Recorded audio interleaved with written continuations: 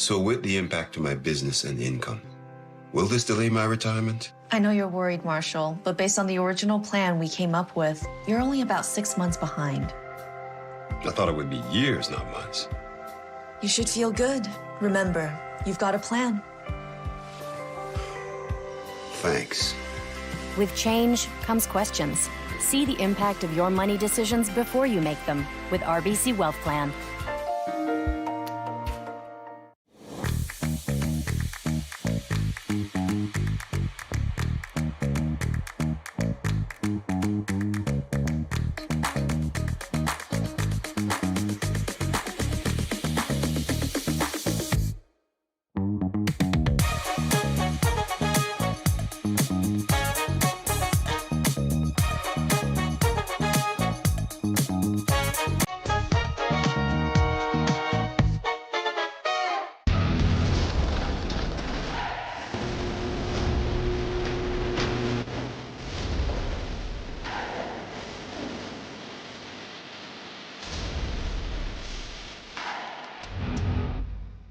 Aztec Safety is #1 for online safety training. Aztec Safety is the proud sponsor of the Aztec Safety Challenge, the #1 event on the World Curling Tour. And Aztec Safety has been a proud sponsor of Team Jacobs on our quest to represent Canada at the Olympic Games.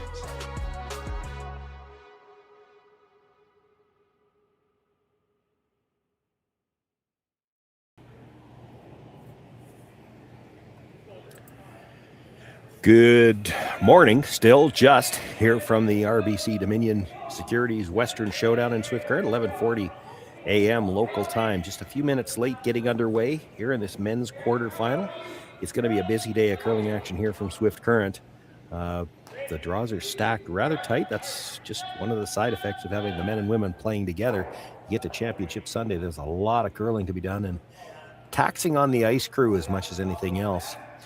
This quarterfinal matchup that we're featuring here, we've got Mike McEwen, registered at a Nutana Curling Club in Saskatoon, playing against Scotland's Bruce Mouat.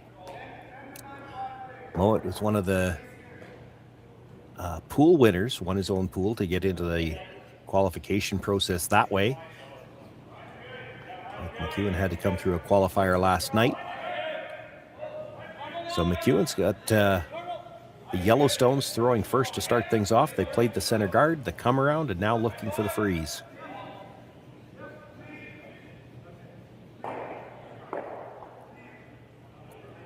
Daniel Marsh will put that right on the top of that redstone, taps it back a couple of inches, but does leave the yellow partly under cover.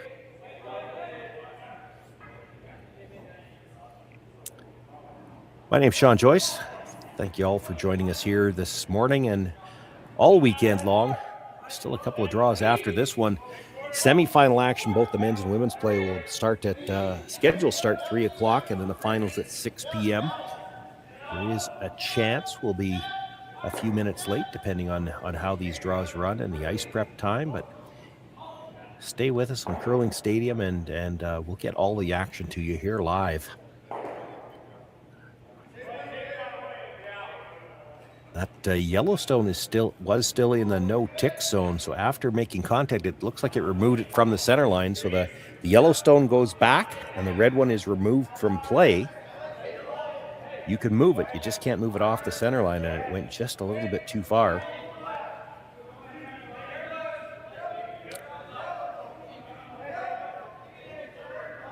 No, this is not the same guy throwing 4 rocks in a row. This is the other twin, Kevin Marsh, throws the second stone. Daniel Marsh, the lead on the left. Colton Flash throws the third stones with his brush down in the white hoodie. And Mike McEwen in the house skips this team, and he will throw the last pair. This one is really running straight on them. Now, can they chip to dead frozen? Now, they got the chip to dead frozen, but the shooter rolls to a position where they could double the 2 yellows out.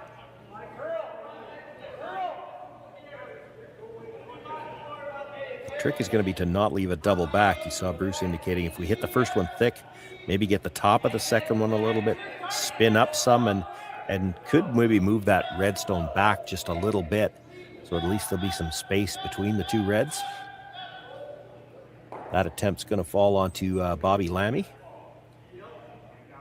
Bobby throws the second stones for this team. Hammock McMillan Jr. on the left, as we view it there, is the lead. Third is Grant Hardy.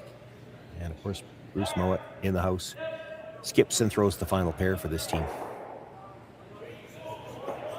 Gets one, comes across, touches the second, moves it out into the open, but he did leave a double on the two reds.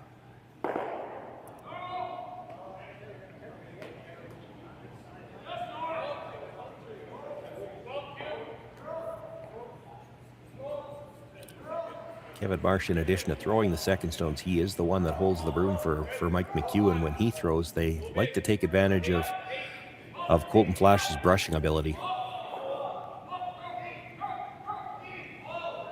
Makes the hit, clips the second one, enough to get it out. McEwen sits two here early on in this opening end of play.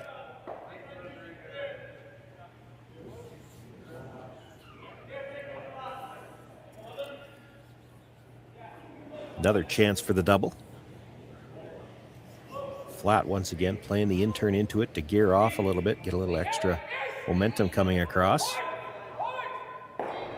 Got one, gets into the second stone, and again, not quite able to get it all the way out of play. All Bruce Mouat could do was stand and watch as it never got to the tee line for him to sweep.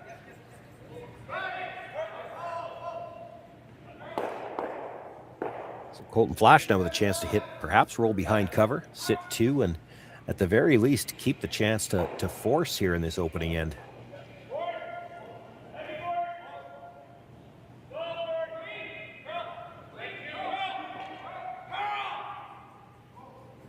Sweeping now for Curl. Like to get across the face just a little bit. This might have been plan B. They straightened it out at the end, maybe thinking, well, if we're not going to get under, we better not leave it where the roll's too easy. Mouat not looking at the roll, he's looking at the double.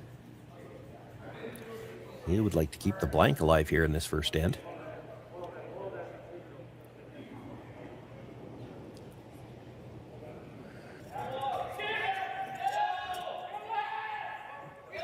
On the brush right away. It's very thin to make the double. Now sweeping for Curl. Now back to straight. They got to be close if they're going back and forth. Well, now they switched to plan B. Realizing they were going to hit it too thick, they let it come up to the nose.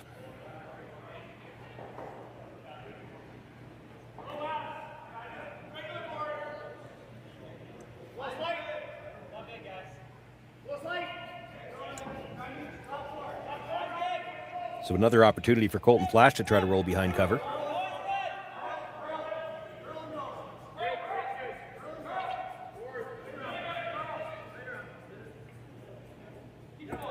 And they're sweeping for Curl all the way down again.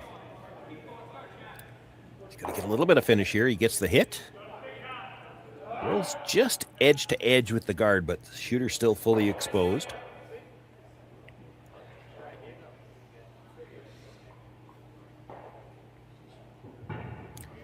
Probably better there than half around. If you get half around, there's a chance Mouat just decides to come around and get two. They're still looking at the double. It's very thin now. It's creeped up a couple of rocks higher in the house.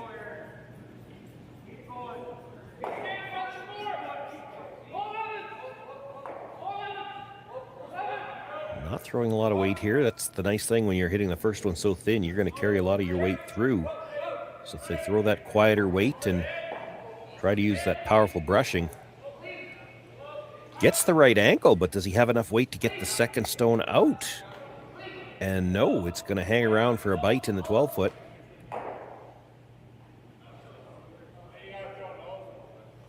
They did leave that Yellowstone just out the back of the rings. There's a potential jam on the red, so Mike has to be a little careful how he plays this red stone. Probably plays it quieter, goes over the top and looks for the big roll.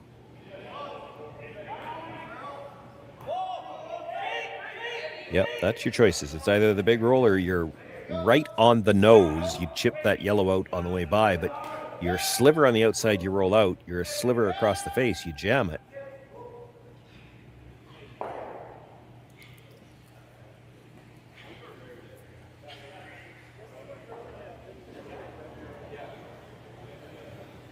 would venture to guess that they're not going to throw this one quite so quiet, because it does look like they settled on the nose hit.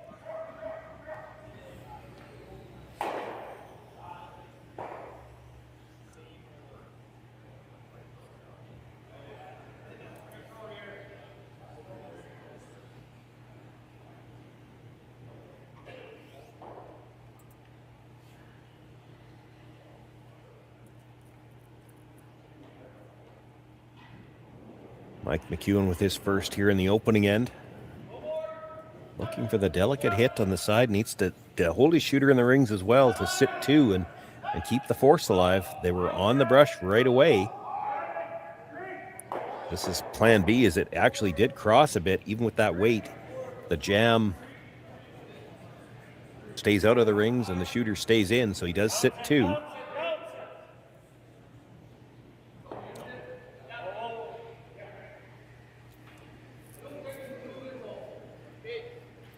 Mouat eyeing up the double here. This is his chance to get back to a blank. A lot of distance between those rocks, but the angle's pretty good. Half a rock is going to be close. And with half a rock, you'll carry a lot of weight coming across. Be throwing this one a little bit harder.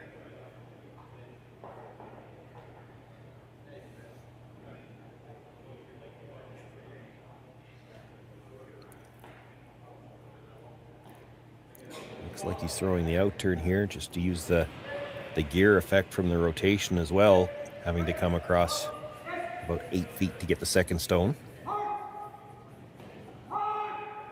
On the brush all the way down, and this is going to be simply a nose hit. And now that stone is high enough that if Mike McEwen can make the roll behind cover, he's going to be a good piece of the button. He could be dead buried. Not only is the force in play, but there's the possibility of a steal here.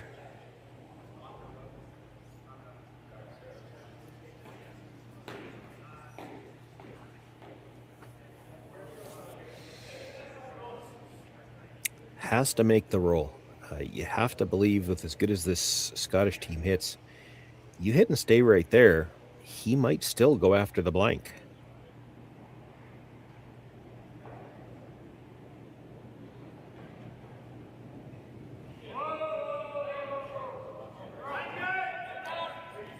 Well, they're already sweeping for curls. This might have been a little bit on the full side.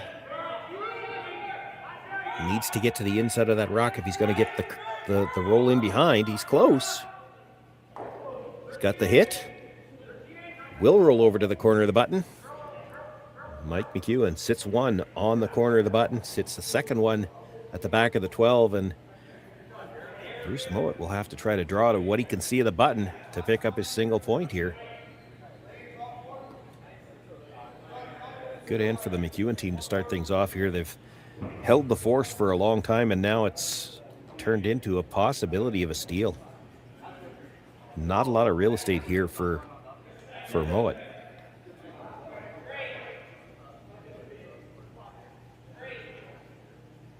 Even in the first end, you expect them to be close. Both teams have a practice session before the game. Hammer was predetermined for this game, but so much of that practice session still geared towards the draw to the button.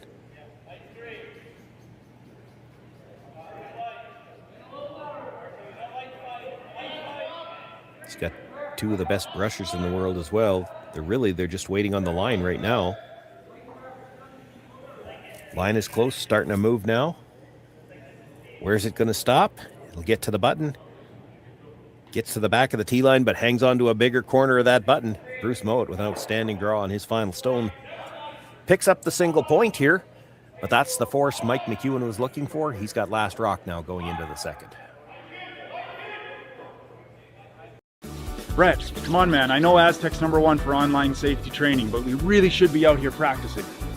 I know, guys. I'll be right there. Just let me finish this course on gas detection. Wait. Do you smell that?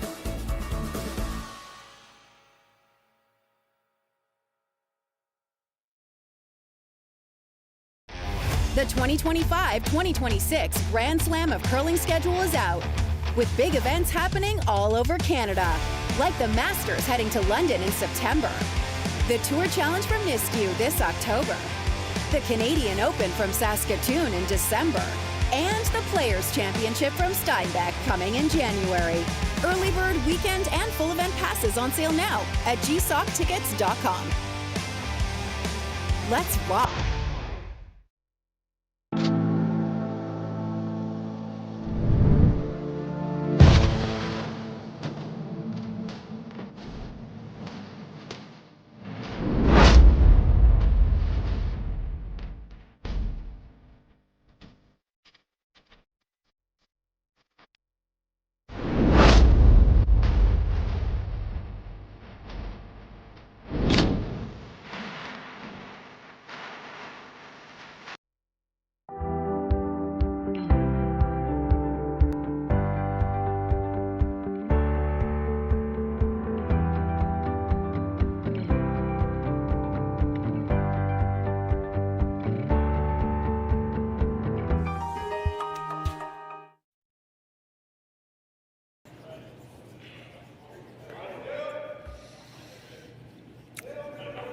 Second end underway here after the force of the single. Nice draw by Bruce Mouat with his final stone to pick up the single. Throws the tight center guard to start things off here in the second end. The corner guard thrown up by the McEwen team, and that's where we are now, having McMillan looking to come around his tight center.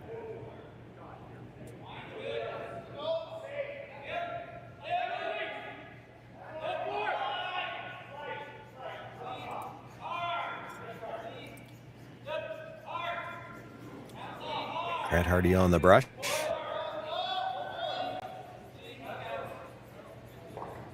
Going to be by. Now, once they're by, they'll switch sides, try to get that last little bit of finish, see if they can get it dead buried. Boy, that's a really good draw. That stone in front of the ring's only 6 inches maybe in front of the 12-foot. And by the top of the 4-foot, he's got that almost dead buried.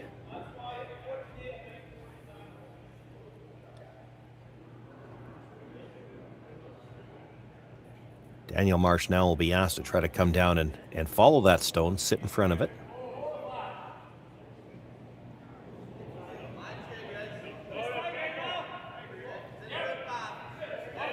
Waiting on this one to start curling. He's got a little bit more room so far. Might be just a touch stronger. Well, it's finishing in there nicely now. He will come down, nudge it a few inches.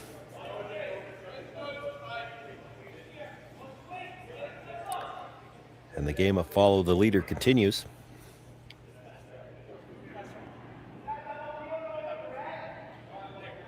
Bobby Lammy now trying to put another one on top of that lineup that's starting to form in the 4-foot.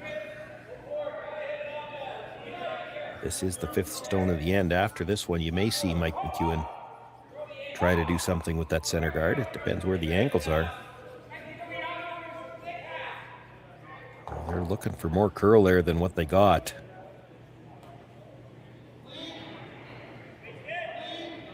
That's interesting. Mike McEwen sitting shot right now. The red at the back of the 4-foot's exposed from the outturn side. The red that was just thrown, the hit and roll under's available. You could play the guard. He's got almost too many choices.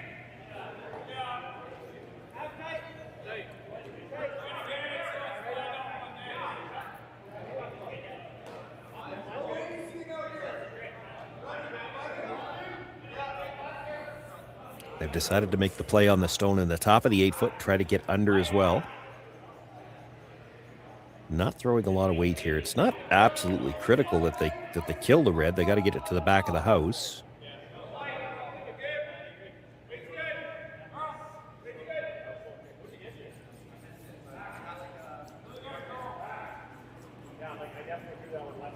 Has to get to the inside. Colton Flash trying to help it curl over. They'll get just to the nose, enough to pass it by the yellow, but that probably leaves a double on the yellows. Looks like that should clear the red at the back.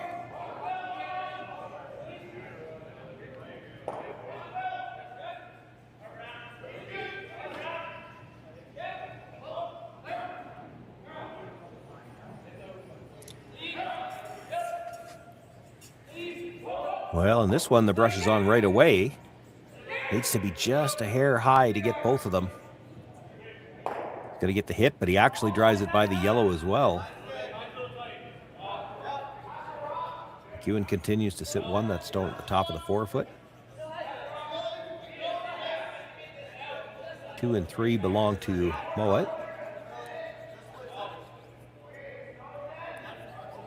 Still has the option to freeze that stone at the back, but you can see him eyeing up the 2, not just the one in the 12-foot, even the guard. He's a little worried about them. It's 2 red stones that can be run back. You get the little hit and flop underneath. Even if you're only just about half underneath, you take away both potential raises.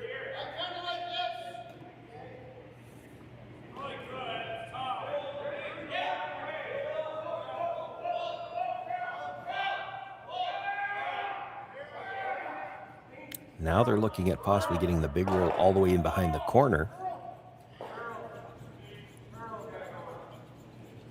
So this will be thinking about, well, if we ever get a chance to blow up the middle, this rock could be one that ends up on the scoreboard if we can get something in behind the corner guard here.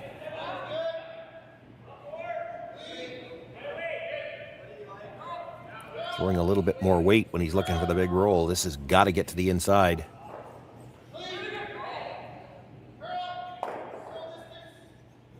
And it actually rubs that yellow on the way by just enough to put it all the way under cover. That might actually work for them.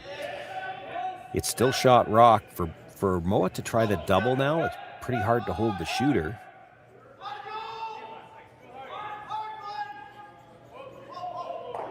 Talking about playing the hit on the yellow, roll to the other side of the guard so that there's angle to run it in. You try to run it in from this side, there's a chance it jams on that red at the back of the 4-foot.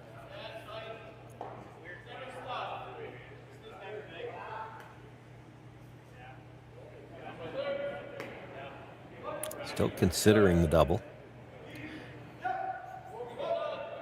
The concern I'm sure that they have with the double, if you roll out, play the double and roll out,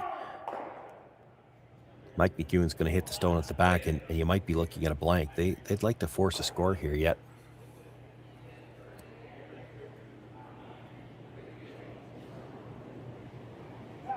This looks like they settled on the double with that weight.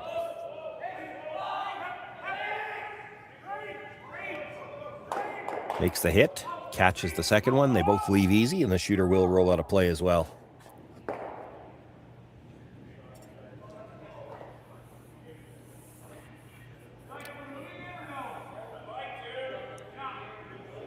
For Mike McEwen, the choice now is, do you freeze that stone at the back, which is something he's been eyeing up for a while now. It is a tough freeze because of where that corner guard is. Or do you play the hit and roll to the corner? You'll be behind the tee line.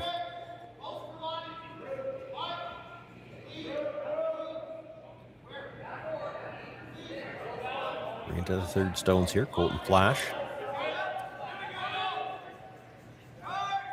And on the brush right out of his hand. Not going to get by the front one now. Where are these 2 stones going to end up? The yellow will roll actually past the guard. Spin back a little. Maybe a hair. He does have second shot, so hard for Mouat to ignore it. He's going to have to make a play on that yellow stone in the rings.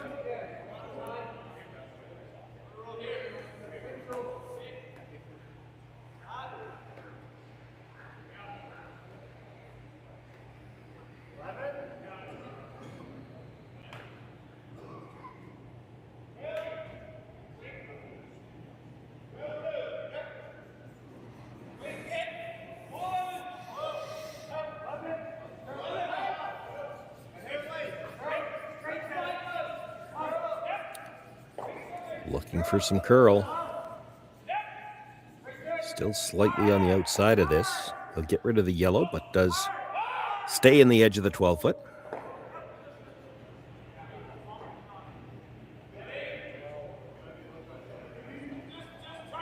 So Mike McEwen now a chance to try to use that corner guard, the yellow corner guard they threw up to start the end. Get something around it, and they'll worry about how to get rid of that stone at the back of the 4-foot later.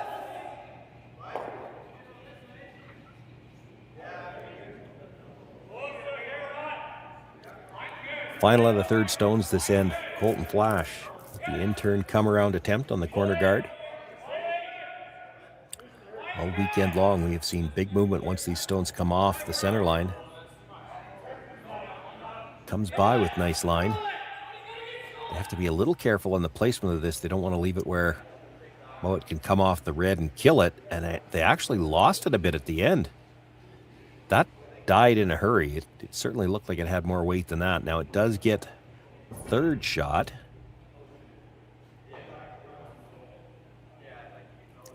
But looked like it was headed for the 8-foot. Now Mouat can ignore it. Where do you put the next stone, though? You can't leave a triple.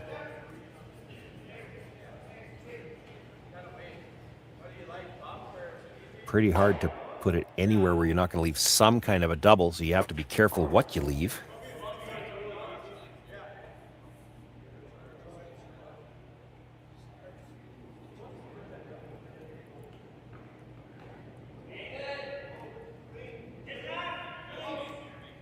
Even talked about coming off his own stone at the edge of the 12 foot. That's fourth shot. It's not like you're going to come back in to be a factor, but it's the way you could get underneath there.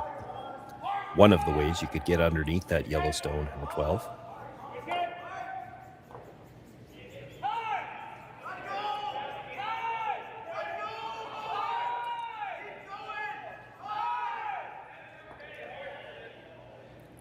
Electing to play kind of the quasi guard here, tight to the rings, kind of protect the stone at the back.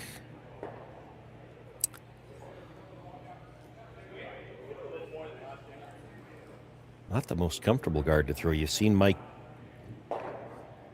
he's wanted to play the freeze on that back stone a couple of times already. You might force him to play it now.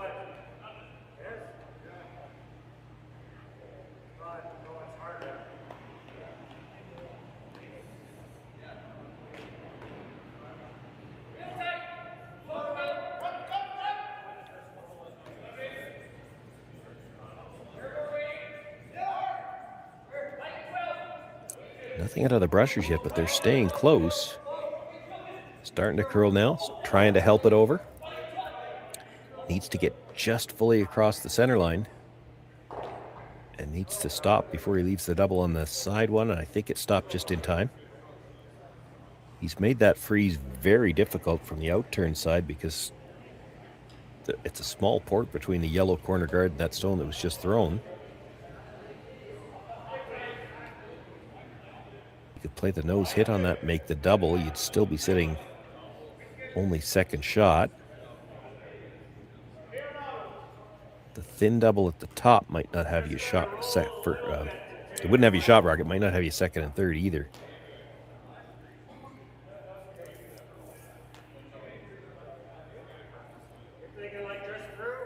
Colton's wondering, you just play the slash double and then your shot buried at least. A case to be made for that. Mike's still looking at the port to get to shot rock. He's wanted to play this freeze for much of this end. Now, I don't know if he's looking at it as a freeze or a shot where they'd have to move it.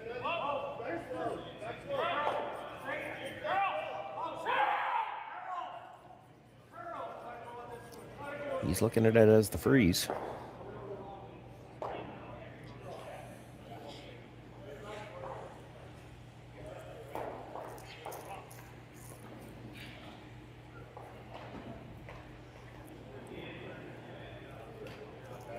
A lot of surfaces that these teams play on, this shot wouldn't even be possible, but it might be able to hold the line well enough to negotiate that port here in Swift Current.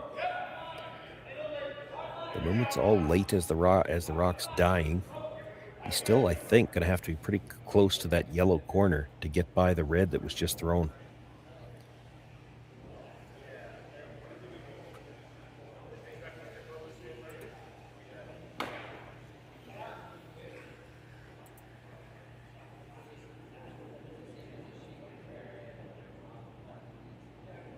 So Mike McEwen with his first, trying to negotiate a reverse staggered tight port to get Frozen down to shot rock. See if he can't set up a chance to get his deuce here in this second end.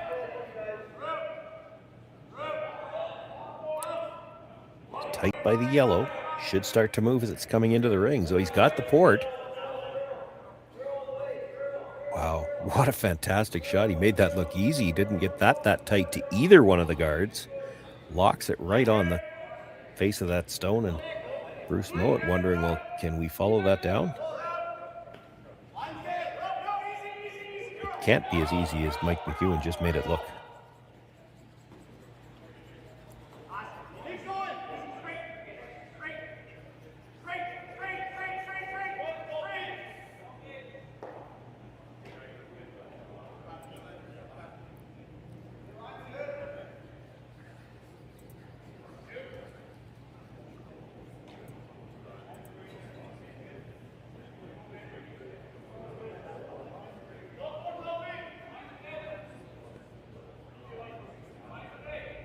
Might get at least to the face, if not the inside corner of that yellow. I think if they stay on the same angle that Mike is just at, he might be able to play the red slash it.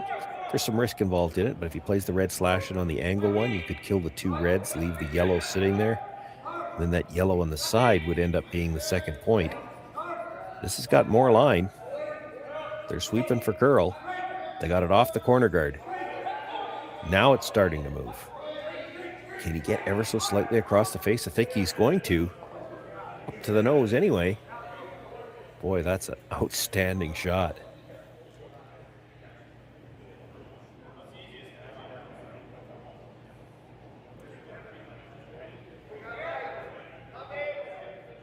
Colton wondering if the slash in is there. I don't think it is because I think it drags out. Mike's first thought was you hit what you can see of that red or even thinner, the one that was just thrown, and then the yellow behind it drags onto the red, the back 8 foot. You'll get your single point that way, but no chance for two here.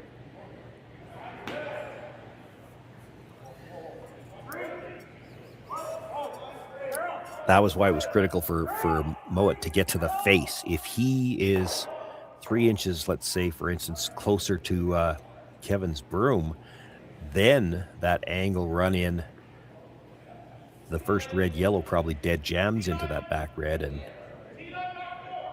it might be for two. You'd still have to have to be willing to play with some risk, but I think McEwen very good at those angle runs. If it was there, I think he'd play it. I don't think it's there. I agree with him.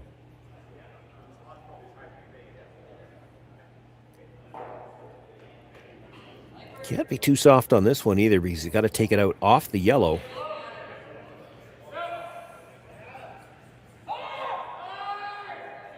Colton Flash on the brush all the way down. He's got to get by the top one. He does. Still hit it fairly thick. Is he going to move it far enough? No. He wanted to hit that a little bit thinner. It'll hang around the back corner of the button. Bruce Mouat picks up the steal here in the second end. Now has a 2-point lead after 2 ends of play. Mike McEwen will have last rock once again in the third. Welcome to the RockShop.net, the official store for the Grand Slam of curling. Whether you're looking for the best hats, stylish clothing, fun toys, or unique accessories, the Rock Shop has it all. Shop online anytime at therockshop.net for exclusive Grand Slam of curling gear, or come see us in person at your next event. Therockshop.net, where fans find their favorite curling gear.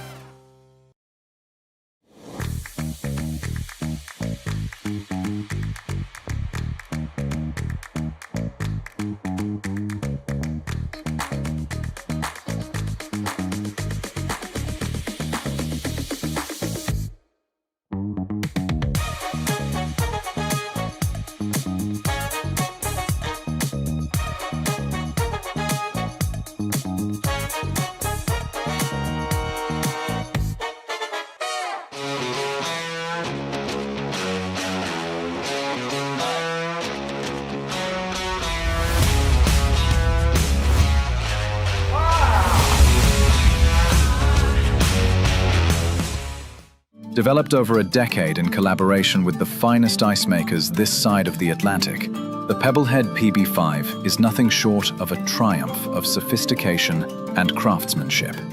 Weighing less than half its lumbering copper predecessors, yet boasting tenfold their durability, the PB5 delivers perfect, consistent ice, time after time. The PB5 by Pebbleheads.com, the apex of ice-making ingenuity for the roaring game of curling.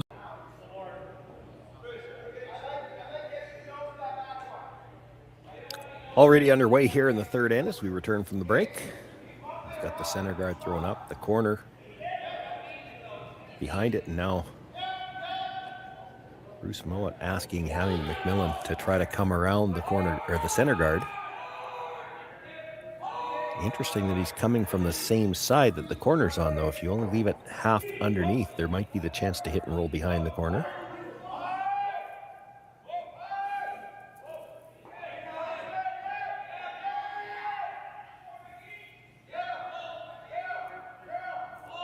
So Hammy takes care of worrying about that just by dead burying it, biting the top of the button.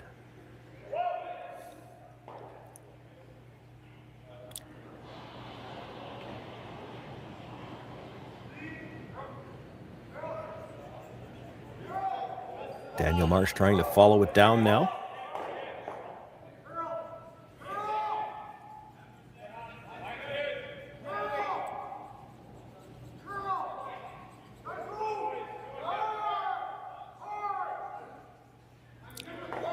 Got a nice line coming in here. I don't know that he's got the weight to get down to it. Can he at least get to the top of the 12 foot? No, it's going to come up just a little bit short, and that ends up as a staggered guard.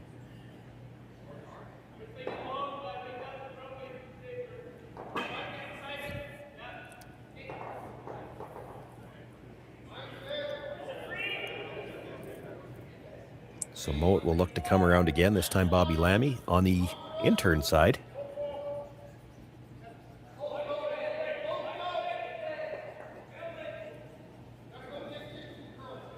Good crowds here all weekend long in Swift Current. Now, if you've been watching along with us, you might have heard me say it as well. You can't always see a lot of people behind the glass, but as it's filling up behind the glass at ice level, that means the upstairs has got to be packed and they couldn't get close to the window.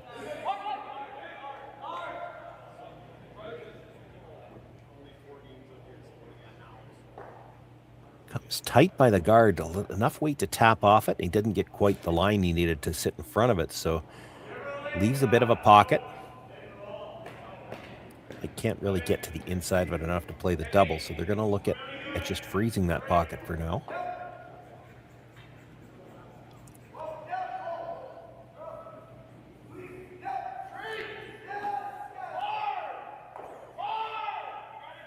The crowd support's so good in Swift Current in past years when they've run this event separate, where they run the men's and women's not at the same time. They have actually shut down a sheet, or it might have even been 2 sheets, and they'd put bleachers out there. And as much as it's cold out there, people are willing to brave that cold to watch some outstanding world-class curling. This week, running the men's and the women's together, of course, they need all 6 sheets. So it's been standing room only behind the glass upstairs.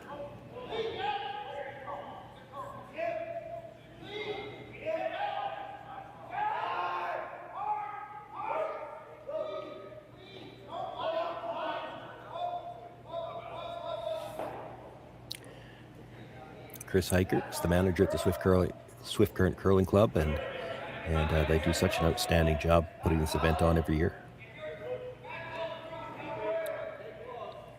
I'll tell you that I can tell you that Chris Heichert's a buddy of mine, but he's that type of buddy of mine that if I say on the air that he's a buddy of mine, he's going to be walking around telling people, Sean Joyce, never heard of him, don't know the guy.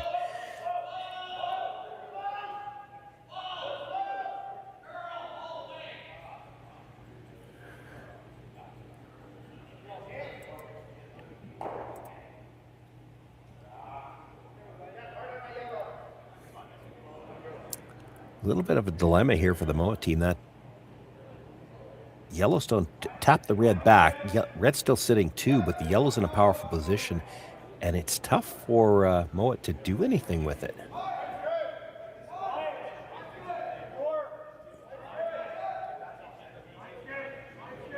All I'm seeing is you could try to tap it straight back. I mean, and if you're doing that, you want to do it with enough weight to move the red stone as well. You still need to be able to get that yellow out eventually. I think that's what they're looking at as well.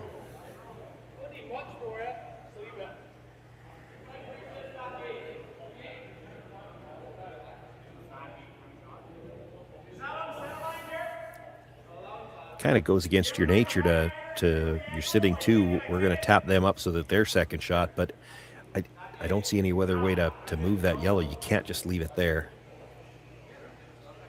It's in too good of a position for the McEwen team.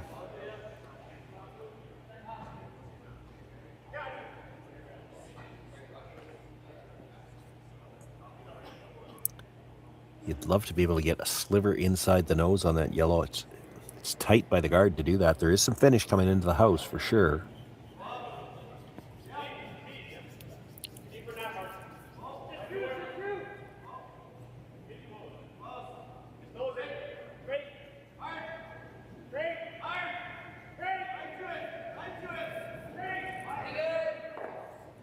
Well, they've settled on it. And the shot's away, and having McMillan down with the brush right away. Brushers maybe saying this is just a little on the light side. Sweeping for curl now. He's got outstanding line. Don't think he's going to move it very far. Actually managed to chip it and get his own stone a little better than half under cover. That's a pretty good result. The yellow is second shot now, but it's deep enough that you wouldn't be able to chisel it onto shot rock.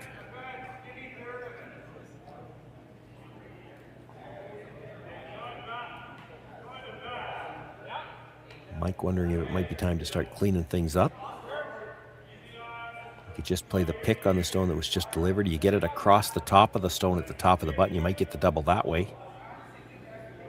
I think that's what they've settled on. So playing the double, thin hit on the first stone, slightly across the face of the stone that's shot rock right now, and try to spin it all the way across, even if you don't get it out, just to get it out of the 4-foot and into the open somewhere.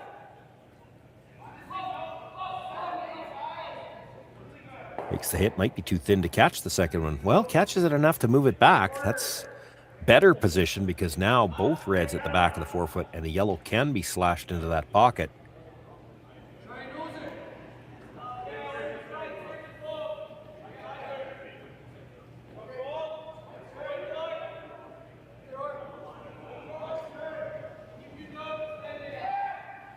Grant Hardy, they're talking about trying to get to the inside corner of that again. Much the same as Bobby Lammy just did. Now, Bobby did it with about back 4-foot weight. They're talking about a little more weight on this one. It does look like he might have a little bit of air on that yellow stone. Not a lot.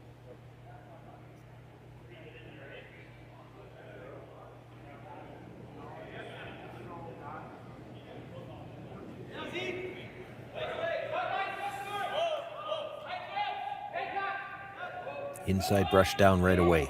They're waiting on a line call. They must like the weight. Once they're sure he's by the guard, you'll see them probably pick up the sweep from the other side to get that last bit of finish. He was always likely jamming it on a red somehow or another. Yellow sits shot. The red that was just thrown, though, does have a quarter of a stone under cover. McEwen could play the same kind of double, but now that that yellow has crept out far enough that there's room to get to the inside of it and roll buried. You make the double, it's a little scary that you leave that behind. The red stone at the top of the 4-foot, pretty dangerous though. Too dangerous probably to leave.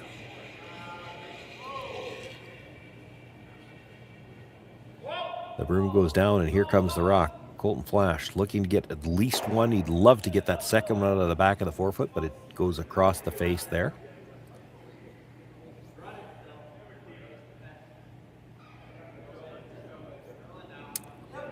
Do you play that chip and roll one more time? I think that's the call. You got a little more air this time. Get to the inside, tap it back, roll to the button yourself. You'd be sitting 2. And again, those guards at the top overlapped enough that really nothing available to be run back here for Mike McEwen.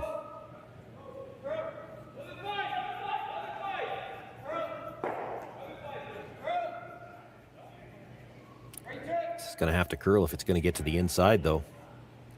It's going to be a nose hit. Jams it on the red at the back. He does leave the double.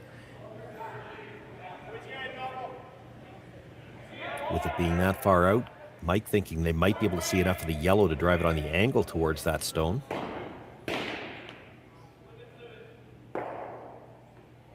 Can't drive anything straight back, but he's got some angle this time, and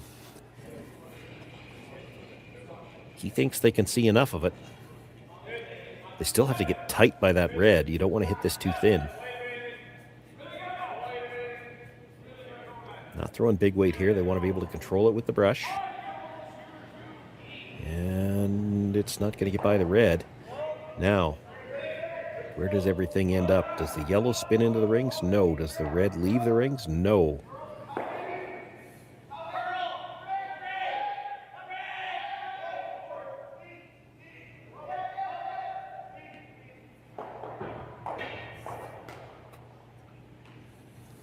Mouat looking at the in-off on his own again, and this time to kill the yellow behind it as well. probably has to, he's got plenty of daylight to do this, but probably has to throw a little bit more weight this time because he wants to hit it very close to the nose in order to make sure he gets that yellow behind it. He still wants to roll. Good foot, so this will probably be closer to maybe like a normal hit weight. Doesn't have to whip it, but he has to throw it harder than hack.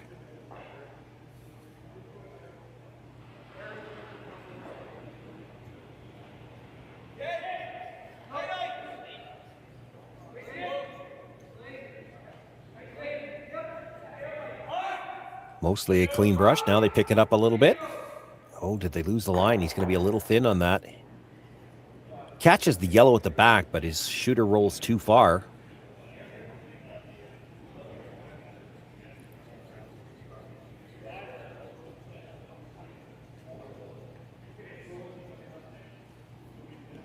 McEwen, the first thought was the draw. He's looking at the hit and roll off the one on the side. The problem is if you're frozen to either one of those stones, you're not shot. You're not buried. Hard to draw frozen to the one that's just biting the edge of the forefoot.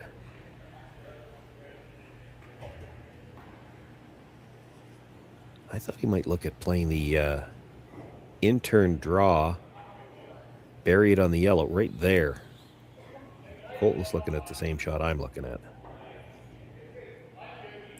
Because if you happen to leave a piece of it sticking out, well, there's the jam on the side. You've still got the double at the back if you need it for your last shot for multiples. You got to get this stone in a spot where Bruce can't really do anything with it. You would have to make sure you're at least second shot. Ideally, you want to be shot.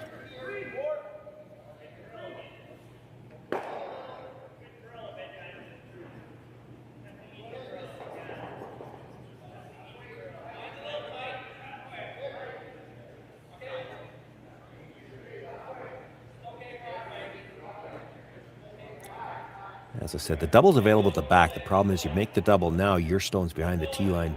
Bruce freezes onto it. You're in danger of a steal.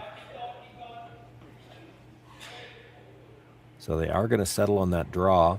I think they're playing the draw to be buried on the top corner of the button. They talked about the freeze at the back as well.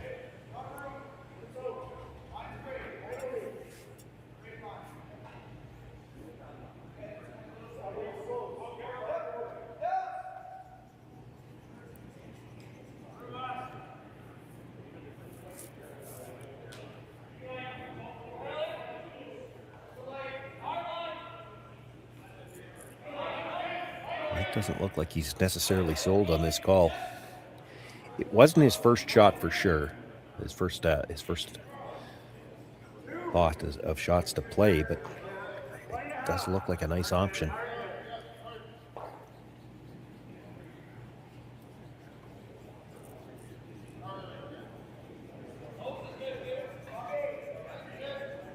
Mike McEwen with his first.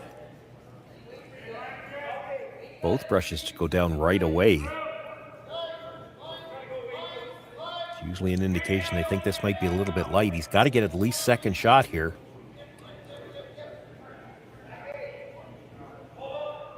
On that line, it looks like they were playing the freeze all the way. He's not got the line yet. They will get it in to be second shot, but there's still room to get to the inside of that. If Bruce decides he wants to. He's got shot rock at the back of the forefoot.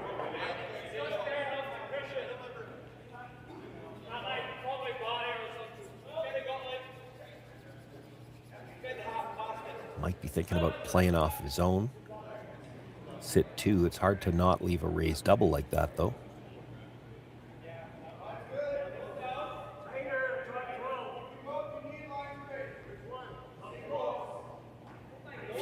Hit that yellow, you'll take it out off the back red one. It's just a little scary to run it towards your own.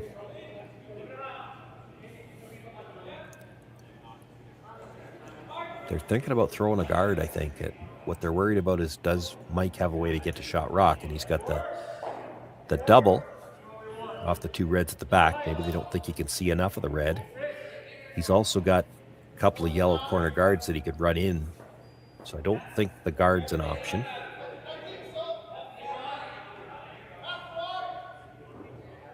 Now they're looking at straight draw on the outturn side. Mike would have the raise on the stone he just played, but hard to get rid of all three reds if you get to the 4 foot here, and then that little raise is going to only be for the single.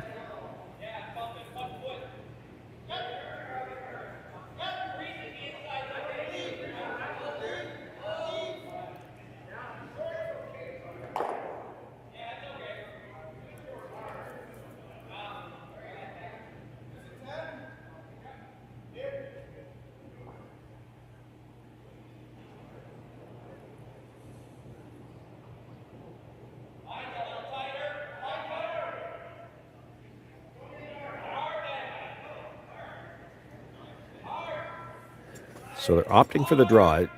Mouat right now sitting one at the back of the 4 foot. That stone just delivered by Mike McEwen is second shot at the top of the 4. One more final thought about trying to blast it off the red. You couldn't convince him. So looking to draw in for either shot or second. He'd be sitting 2. Another rock biting the 4 foot, and then we'll see how the angles sit. Mike McEwen will probably take a look at those run-ins from the angle guards. He's very good at those. He's made some highlight reel shots. We've all seen the videos. He's still got the short runner on his stone in the 4 foot, but hard to see how that could be for more than one.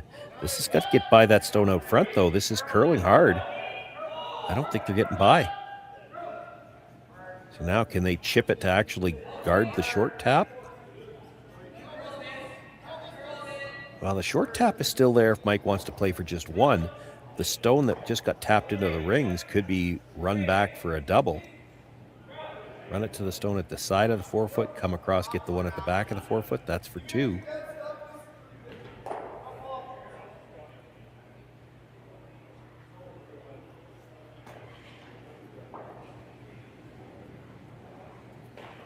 And that's what they're going to play.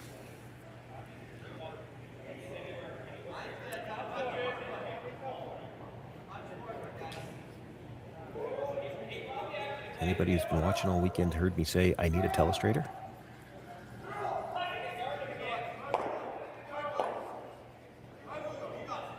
Send your request to Jerry Gertz at Curling Stadium.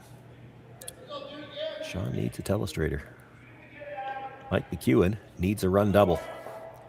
Already trailing by 2. Mouat sitting shot at the back of the 4 foot. He's going to run the yellow towards what is actually third shot first. Needs it to come across, kick the shot stone out of the back of the 4 foot. This could be for 2 in a tie game. Needs to curl. Needs to curl. He's close.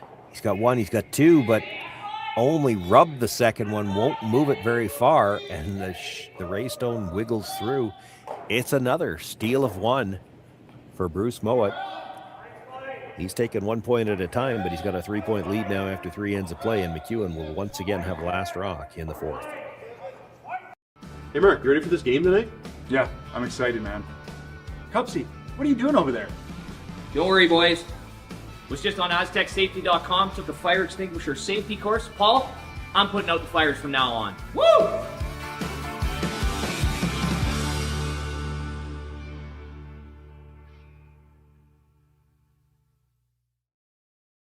Welcome to the RockShop.net, the official store for the Grand Slam of curling. Whether you're looking for the best hats, stylish clothing, fun toys, or unique accessories, the Rock Shop has it all. Shop online anytime at therockshop.net for exclusive Grand Slam of curling gear, or come see us in person at your next event. Therockshop.net, where fans find their favorite curling gear.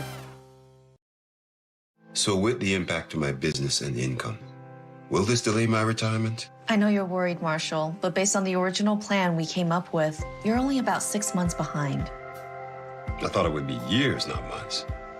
You should feel good. Remember, you've got a plan. Thanks. With change comes questions. See the impact of your money decisions before you make them with RBC Wealth Plan.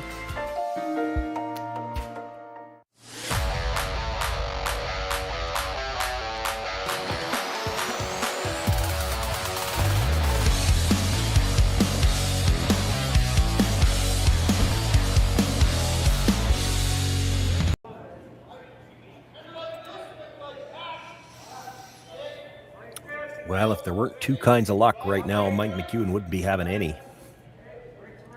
Attempting the run back on his final stone, touched both red stones. Didn't move the shot stone enough to even pick up the single. It's another steal. So with a 3-point lead as we begin play here in the fourth, Mouat brings the first one into the 4-foot. The corner guard goes up, and now they're looking to bring another one into top 8 here. The first one's a little deep. It is on the back of the button, but they will pile the rocks into the middle. They want to try to force Mike McEwen into that middle section where they can eventually get the rocks grouped and try to blast them out.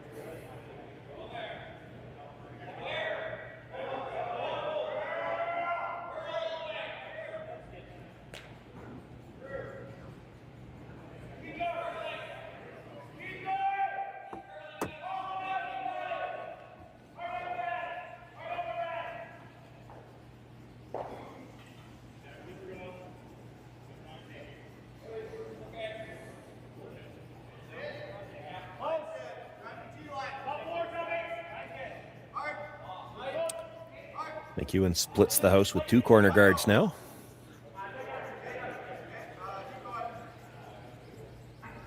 These scripts are pretty easy to predict. The first few shots, when you get down like this, you're going to throw the double corners.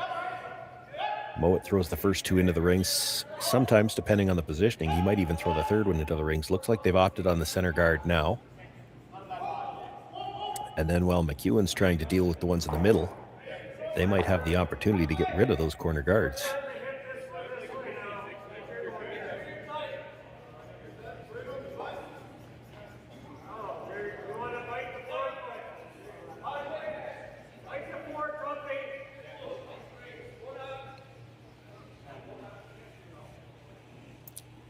That is the 5th stone of the end, so Mike could try to get rid of all 3 of them here, and I think that might be the option. Try to move them all anyway.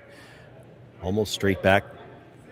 Important to try to keep the shooter out front somewhere if you can. Not necessarily right on the center line, but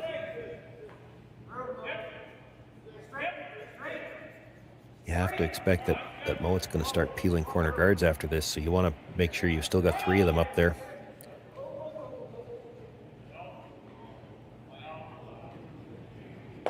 It's going to be a little thin. He just gets the straight peel in the top one. Well, if that being the case, Mouat has the choice. He could guard one more time, but there's angle there for the double peel right now. You make the double peel and roll into the house. There's probably no more guards to deal with this end.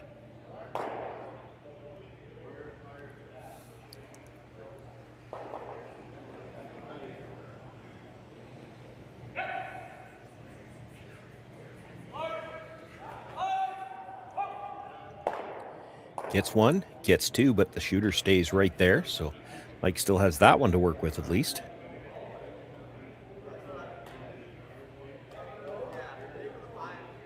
Looking to play the hit on the stone of the 8-foot and roll under.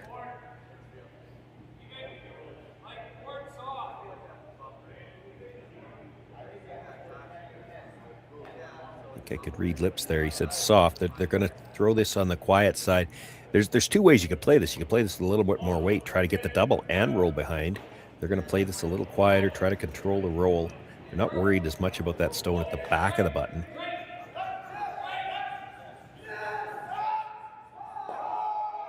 Gets the tap. He will roll out past the guard, but that's never necessarily bad. In fact, you could see Bruce Mouat talking. Do we try running the guard?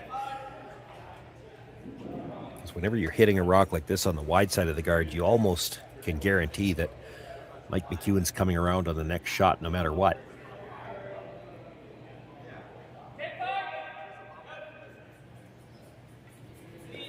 Maybe the only way to stop is if you can roll right back to the center line. There is room to do that.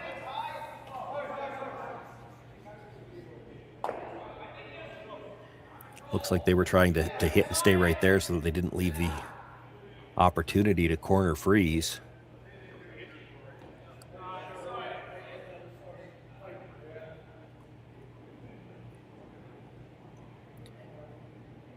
Will be the draw attempt now for Colton Flash. Looks like he can just get corner frozen. He'd be second shot rock.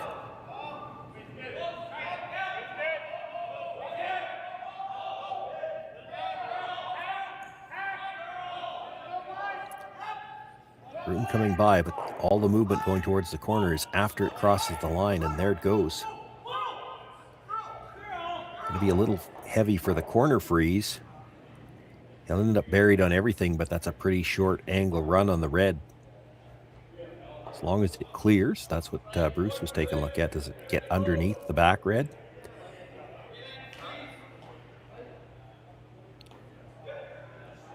He's not sure that it does, actually. It looks like he thinks it might clip the other red.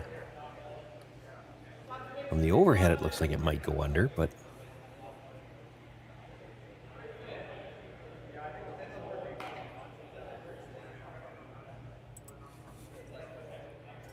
Grant Hardy wants to take a look at the angles. I guess it really actually depends on how you hit it. If you got to the nose, definitely it's coming back and hitting the other red. But if you hit it in the angle that they're already lined up at, so if you hit half to even a quarter thin on the red, I think it might go underneath the shot stone at the back of the button. They don't mind moving that stone at the back of the button. They probably don't want to kill it. As long as it's in the ring somewhere, you still got the force in play.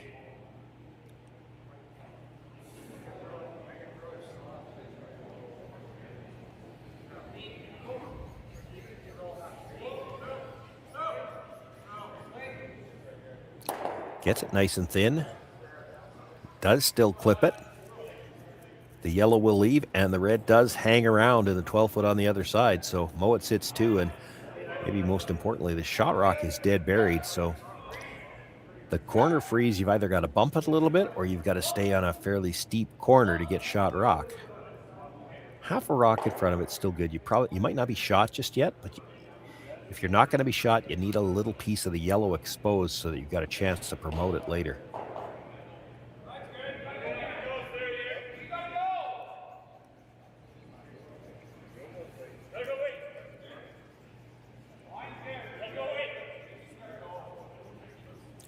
Both brushers working on this hard. It's got to get down to that red stone. And it's going to be short.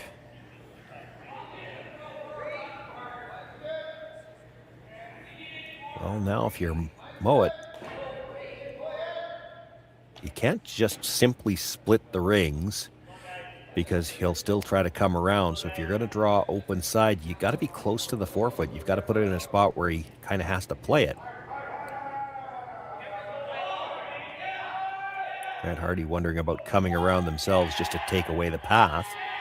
I don't think he's going to talk Bruce Mouat into it. He's still like, draw to the other side. You want to maybe bite the edge of the forefoot. Oh, maybe he did talk him into it. Thinking about trying to cut off the path to come around those two guards.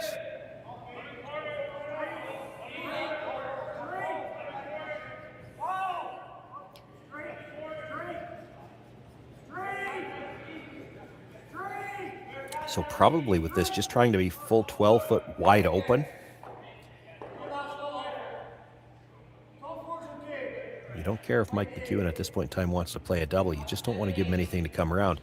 And you want to be open because if he tries to come around your shooter, then you've still got it to run back.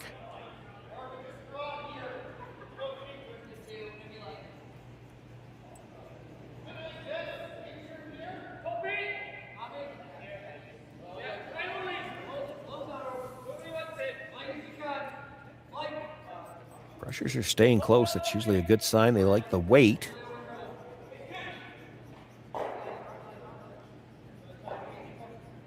Boy, if the line's perfect, they'll bring that right in and bury a corner. Try to get it even with the other red. There won't even be a double. Well, if there's the slash double, you're probably losing the shooter. You could almost make the triple. Now, all that does is get you back to a blank.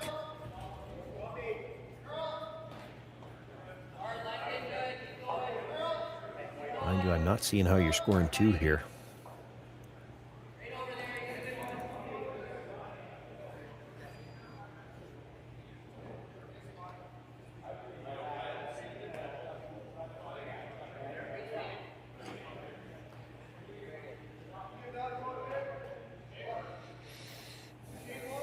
The only other shot I see to maybe try to set up a score is red guard onto yellow guard, slash it back, try to get to the shot stone, and hope to leave something in front of it. That is a high risk for low reward type of shot. I mean, it might give you a shot for 2, but more than likely it still ends up forced. And that's assuming you make it. This is a much more makeable shot. He's got the angles are about right to get the triple.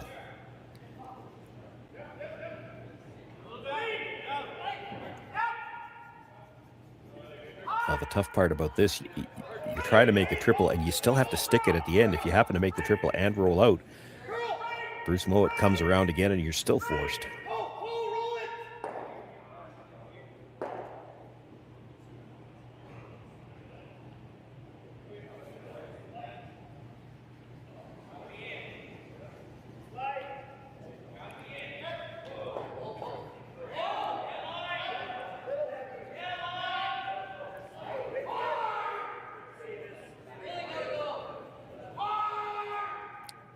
It's about a quarter of a stone on the first one.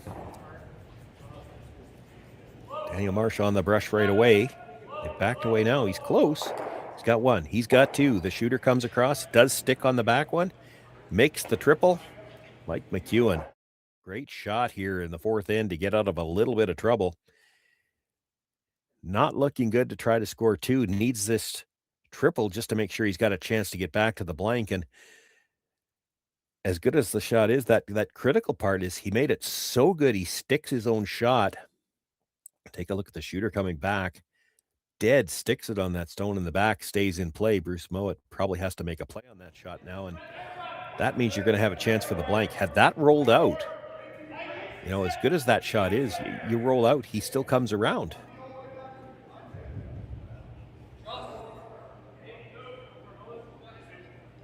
They're wondering whether or not there's even a split there for Mike McEwen. I think if you hit and stay on the nose, it doesn't matter.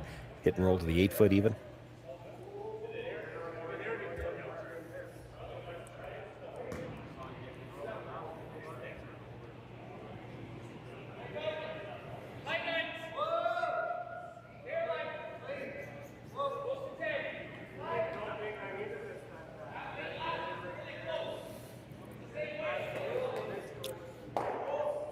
Will roll in just a couple of inches to sit in the 8-foot. All Mike's got is the chance to hit and roll out for the blank, but that still looks better than what it was looking like a few minutes ago.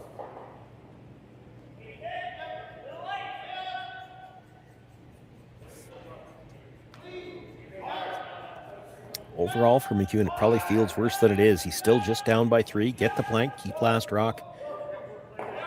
They do need one of these ends to go better for them so they could try to set up a deuce. Has to make the blank first. He gets the hit. And they run out of room to sweep it, and it spins back at the end. That's going to be a single point that Mike didn't really want. He'll take the one, but Mouat takes a 2-point lead and the hammer into the 5th.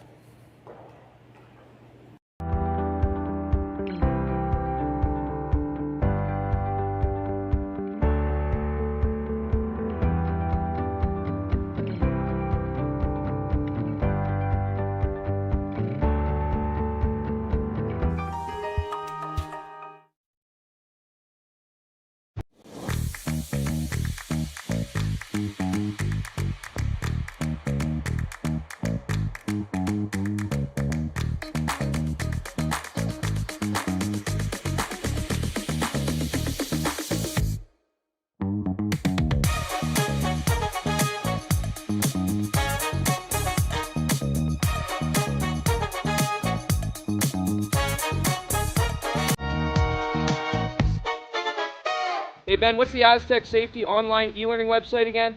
Yeah, that would be aztecsafety.com. Fire extinguisher and firefighting, we'll send that one to Paul. Ah, now here's a course I should probably take. Conflict resolution. Power line safety. Yeah, I thought it might help me with my line calls. Did you know this Aztec website has over 100 safety courses? Jeez. Aztec Safety online course. Ground disturbance. Could have used that a few seconds ago.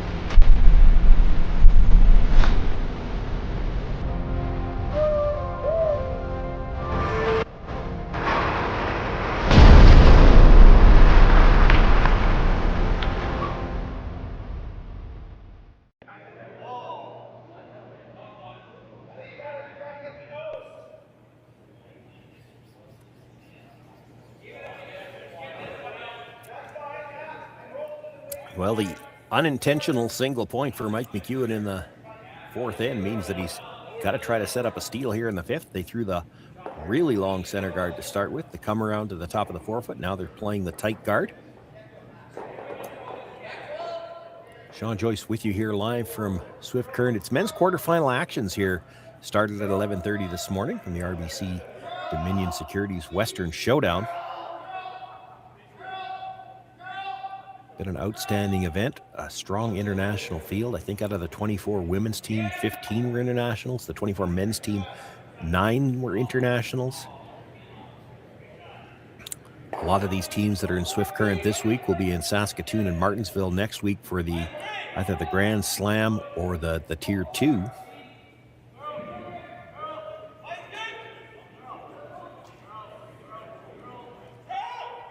Using this event as a tune-up.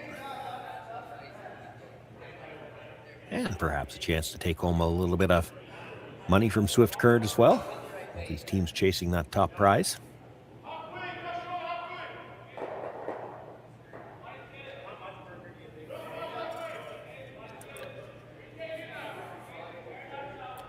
Mouat sitting 2 behind the center guards right now. Kevin Marsh being asked to come down and just jiggle things around a little bit in the house. And this is the 5th stone of the end, so no free guard zone after this, and that's when the hits will start.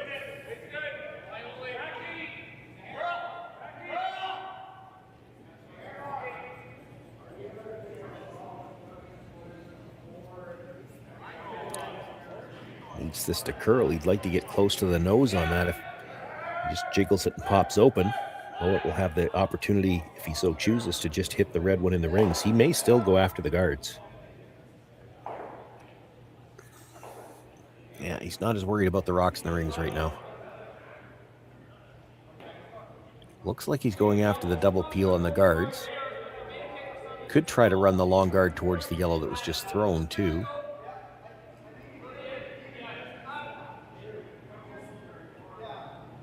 Get the 2 guards, there's a chance that the tight one comes back towards the one that was just thrown. Might be able to get all 3 yellows moving.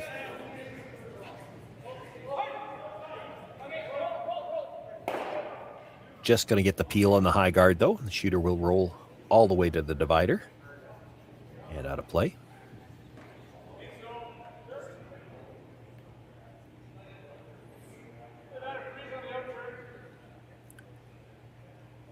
Mouat still sits 2, biting the 4. The one is behind the tee line already. Mike thinking about making a play on the other one. The problem is it leaves all his yellows on the same side of the sheet. So also thinking about the freeze on the other side.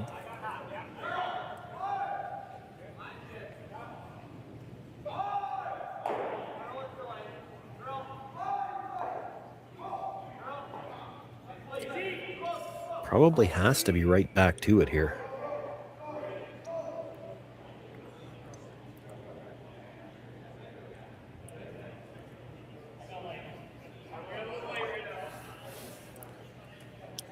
Leave this in front of the tee line and it might be yellow on the red onto yellow, and all the yellows fly and the red stays. So I think you have to be all the way down to the freeze, and they're going to have to go to get it there.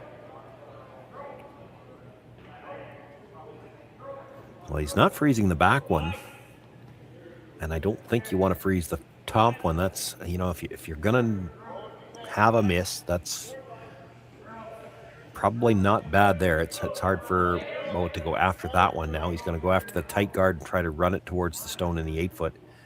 Get 2 that way.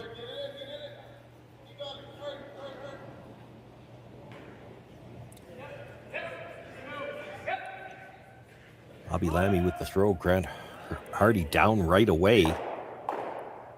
Not the way they were looking to do it.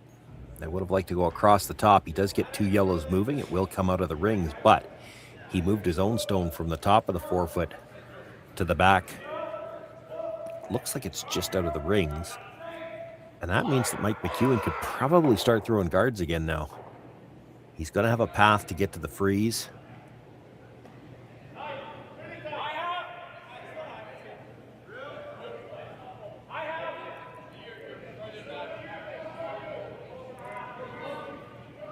Throw a few guards, let them peel a few. Actually, with the setup in the house, you could make an argument that he can guard this now right up to his, and including Mike's first stone. He's got 2 ways into the 4-foot buried if he's got a guard.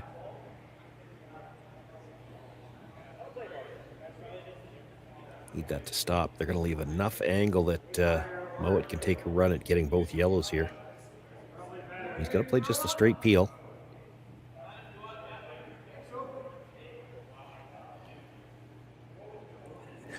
Skip always wants to play it safe. The guy in the hack thinks, I can get both of them.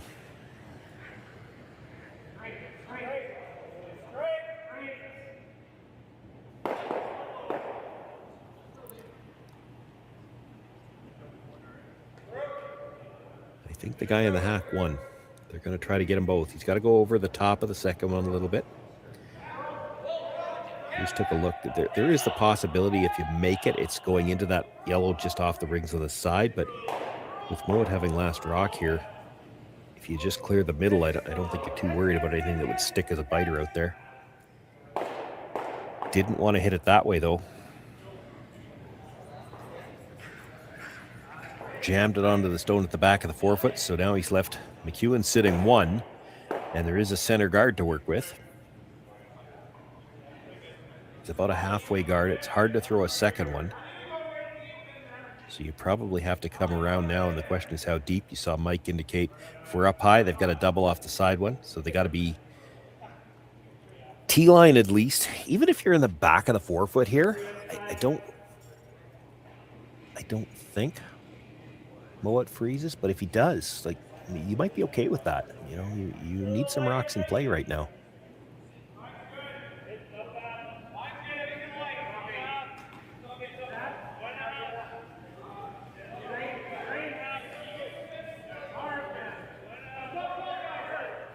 In on this almost all the way down. You don't want to leave the double on the high two, so if it's not going to be deep enough, you leave it higher, which is what they've done. Let that stop so that he can't play the double off the open stone. They're going to try to peel the red guard into that cornerstone.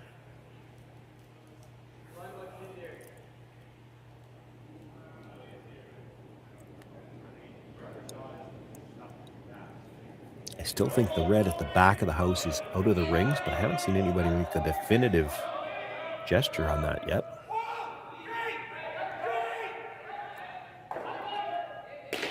Gets one, does get the yellow stone, but the red will spin out the back as well. So Mike with his first, I have to think he's throwing the guard here. And then with his final stone, assuming the double is missed, you can either come around it or you might try to tap it straight back, just because that if you make the straight back, your shooters are rocks width higher and you can get a little more separation between the two of them that way. It's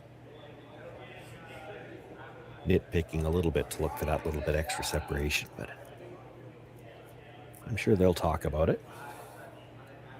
Needs this guard fairly high. You know that Bruce is going to try to run the double. You could put it too close together and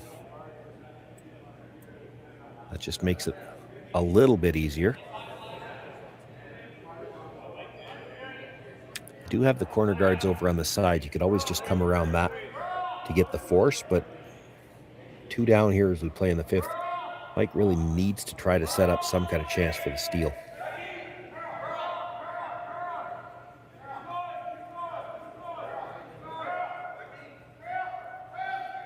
Well, that's interesting. He didn't actually get all the way over to cover shot rock. Does Bruce just take a shot at the shot stone directly and try to stay on the corner? And that's what they're going to do.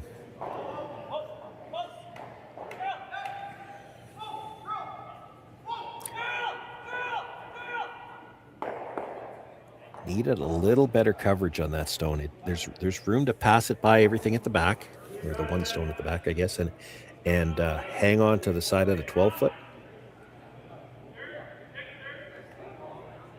Like McEwen might have a decision to make. If that stone at the back is out,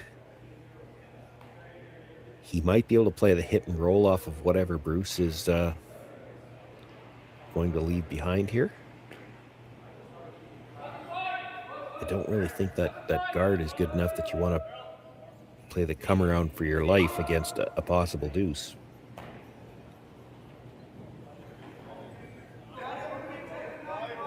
Bruce Mouat with the hit, enough to pass it through the back, and he does roll all the way over to the edge of the 12-foot. So the choices for Mike McEwen are you're playing the come around, and it's honestly, it's against the possible loss.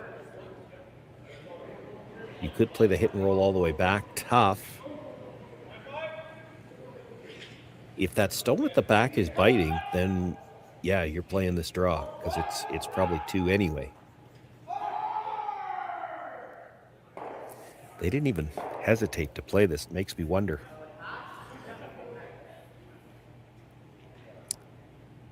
Because if that stone's out, you hit the stone on the edge of the 12-foot. Worst case scenario, it's a blank. The worst case scenario here is 2. And 2 is just too many at this point in time. You're still only 2 down. But if that stone at the back is actually biting the 12-foot, that changes everything.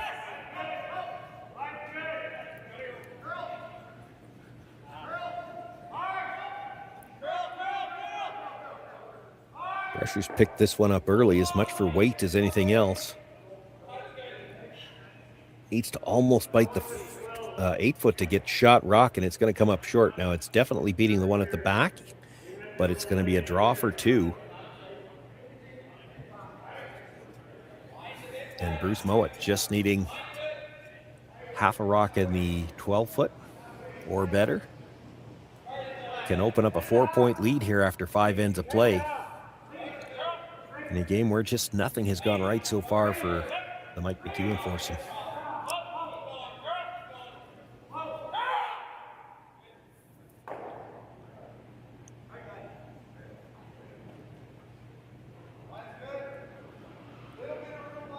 Final stone, 5th end. Basically just needs rings. Having McMillan with the brush down right away, but that's really just a hard clean.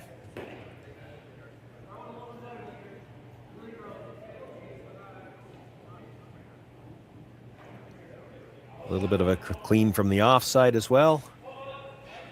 They're just escorting that stone right down into the 8-foot. Grab a little piece of the 4. Put 2 points on the board for Bruce Mouat here in the 5th. They open up that 4-point lead. Mike McEwen gonna have to see if he can get something going with last rock in the 6th. Brett, come on, man. I know Aztec's #1 for online safety training, but we really should be out here practicing.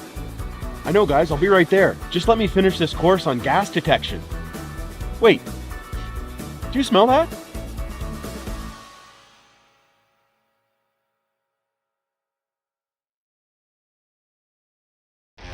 The 2025-2026 Grand Slam of Curling schedule is out, with big events happening all over Canada, like the Masters heading to London in September, the Tour Challenge from Nisku this October, the Canadian Open from Saskatoon in December, and the Players' Championship from Steinbeck coming in January. Early bird weekend and full event passes on sale now at gsoctickets.com. Let's rock!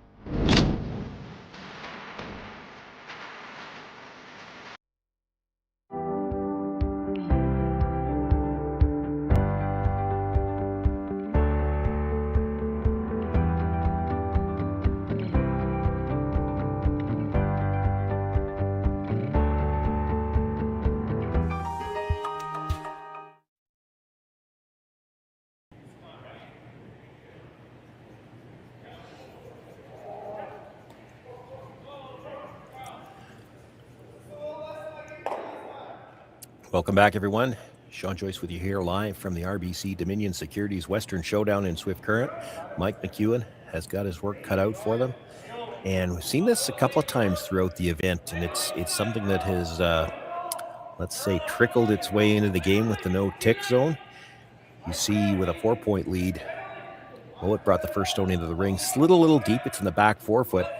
So now McEwen, needing a guard, throws the center guard so that it's in the no-tick zone, because what we've seen with corner guards, and it's a shot that crept in from doubles play, if you throw the corner guard, teams will play the tick into the ring so that they've got something they can hit on the next one. So the counter to that, some teams with last rock will throw a center guard in the no-tick zone to start things off. Things are going to get a little complicated for Mike McEwen, but that's the risk he has to take. He needs some rocks in play here. So they throw the corner guard now. This is still just the 4th stone of the end, so they can't attempt any kind of double peel yet on the next one. Ideally, you'd like to have these pretty close to even, I think.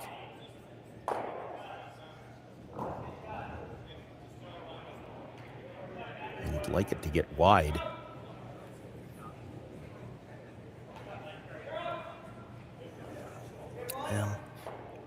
Not ideal. He's got 2 guards to work with for now. There will be a double available later on. Can't play it just yet. This is still just the 5th stone of the end.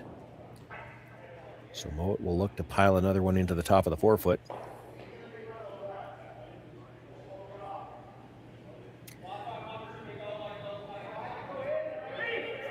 And then it'll be up to the McEwen team to see if they can find a way to get something in the rings good enough that Bruce has to try to make a play on it and doesn't get a chance to peel those guards, at least not peel all of them.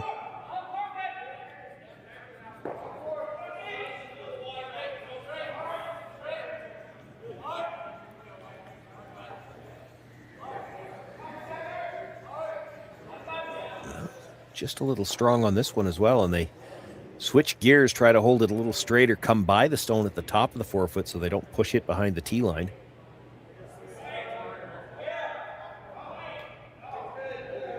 Three red stones in the house belonging to Mouat, but 2 of them behind the tee line help Mike McEwen.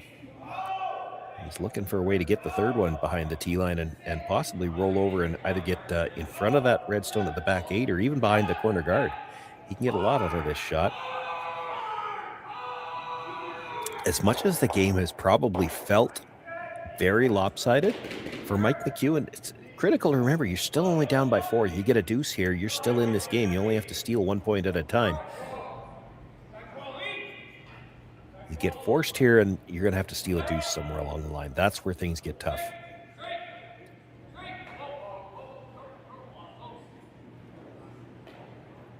Got the chip on the red stone. Moves it just behind the tee line, and the shooter will roll over and, well, it was buried and then spun back almost half a rock's worth. But he's got 3rd shot.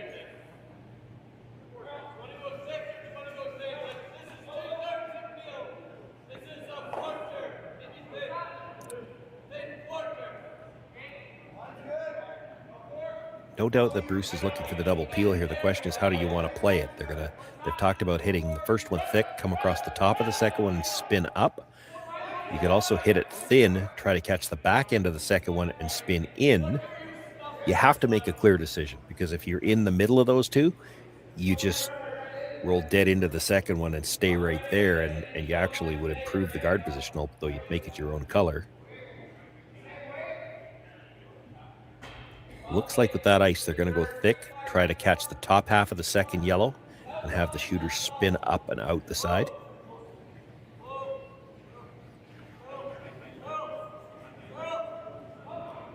Nope, they did opt to go thin. Actually got it too thin. Almost missed the second one. He does move it over.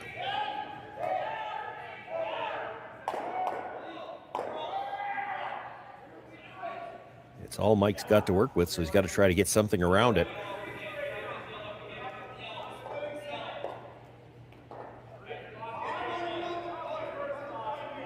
Call coming from the other end. Do we ever try the freeze now? You make the dead come around. There's a pretty good chance. Well, I was going to say there's a pretty good chance Mouat peels it, but he may just hit the open Yellowstone.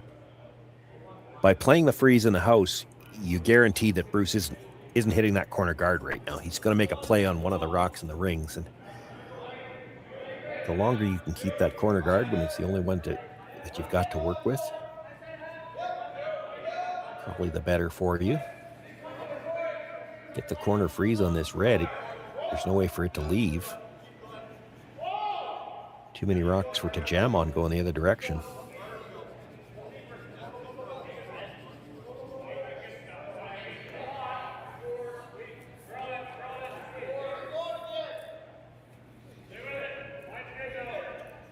Line looks pretty good. Just a question of the weight now.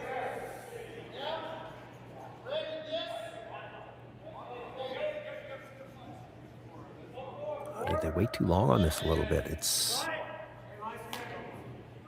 second shot. It is going to be a hard one to get rid of. I see what Bruce is talking about. You can nose hit it. It'll take one of the reds with it, come across, get that yellow at the back of the 8-foot, get rid of it.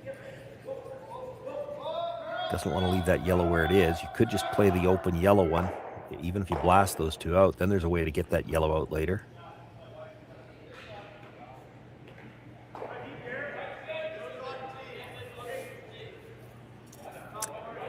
Grant Hardy doesn't have the benefit of an overhead, so he wants to come down and take a look at these angles.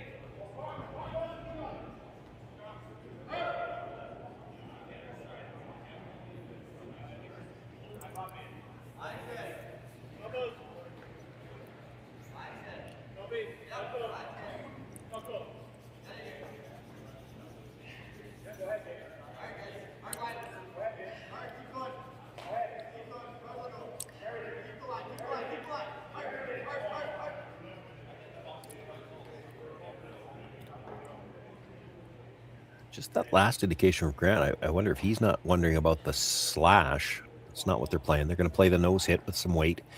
You have the yellow come straight back off the red that's got a bite of the 4-foot, or pardon me, a bite of the button. It should come across, and they're hoping it'll kick that yellow out the side. Maybe lose the red at the back 8-foot as well.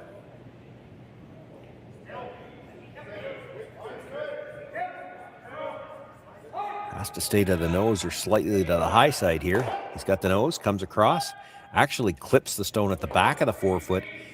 And when he catches the second one, he leaves it almost dead frozen. Well, Mike McEwen hasn't had too many breaks so far, but he got one there because that Yellowstone is going to be very hard to remove right now.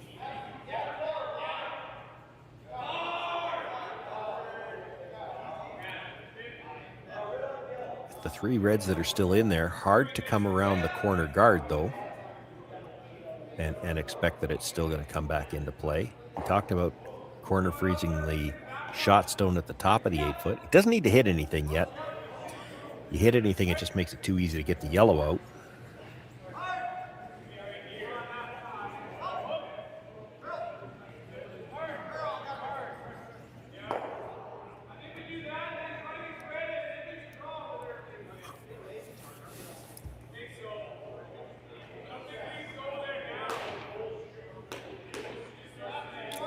He's got a fairly makeable, not that he'd play it now, he's got a fairly makeable double on the reds in the middle. So if you do come around the corner guard, there's still time to bring that stone into play. He's got to play the freeze on the back one. You saw him gesture about the possibility of a double, but the way they're angled, if you get to the inside corner of this stone at the back, the attempt to rattle between the 2 yellows might leave both of them in the rings.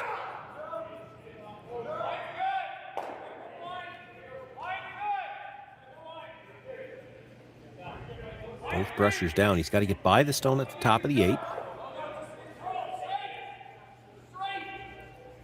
Good for line there. They want to put it right on the corner of this stone at the back. Might have left a little bit too much separation there. You could come off that side one. The side one's not going to leave because it's frozen too solidly on the red, but you can kick that yellow out the side and remove the backing on that yellow-red frozen stone.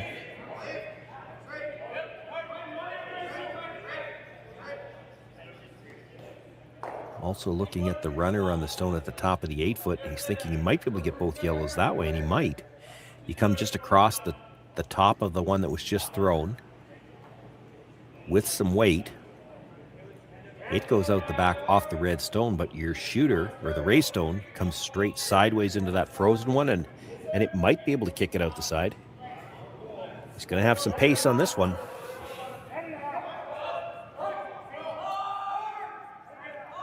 Working the brush. He's got the hit. Does get rid of the two at the back and comes across and at least breaks up that freeze for now. There's room to get the yellow out. It is still Mouat sitting 1. McEwen still sitting second shot.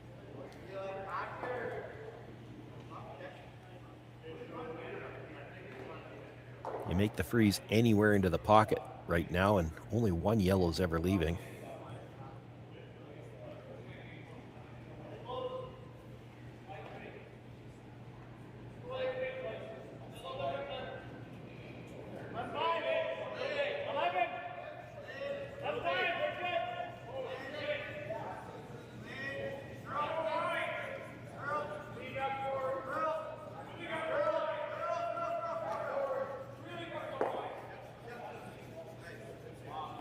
Well, you can't afford to overcurl this, though. You overcurl it and you could leave another double opportunity.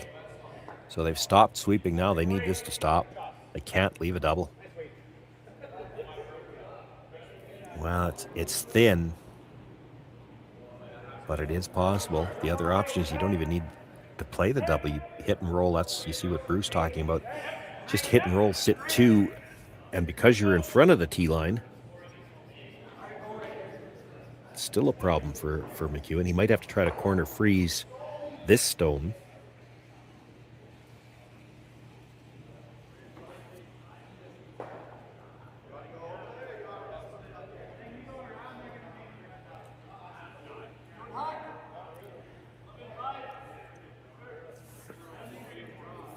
Best chance here, I think, for Mike McEwen. You need him to over-roll on this. If he over-rolls a little bit, you might still be able to freeze the back one.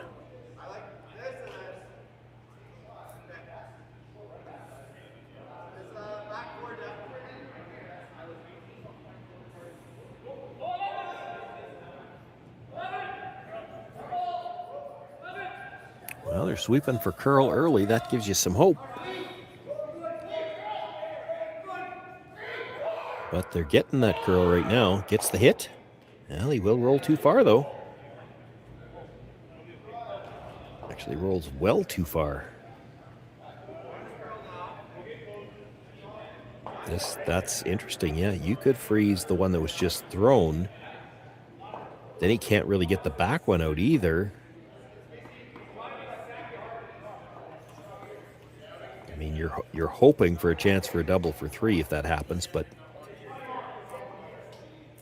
you lock the freeze on good enough, Mouat might have to throw a draw.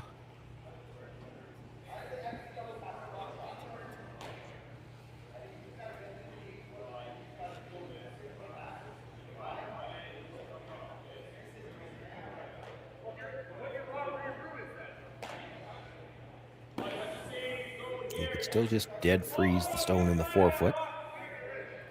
He'd likely pick the one under the back 8. He'll give you 2 right now.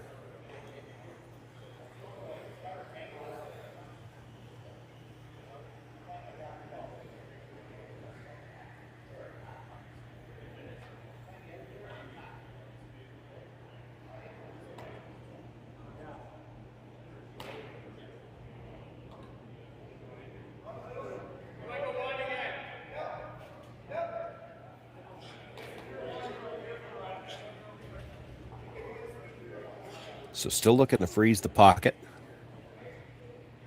which would still make it difficult to get to that yellow at the back, although you could slash this yellow into it, make sure that it's never going to be more than a deuce.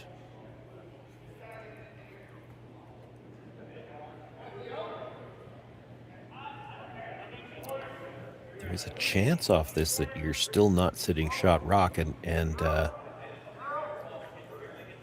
I guess what you're hoping is if you're sitting second and third, maybe Bruce, figuring you can't get it out, just throws a draw and leaves you a double. I don't think you're going to fool him like that. He'll be happy to take 1 yellow out and give you the shot for 2, I think.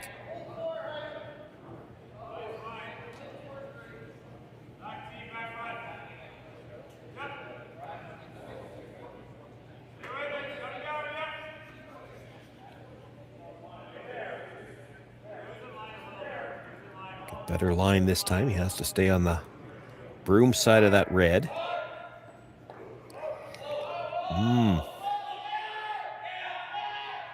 A little bump. Did he leave him room to come off the yellow full 8 foot into the side of that yellow and kick it out?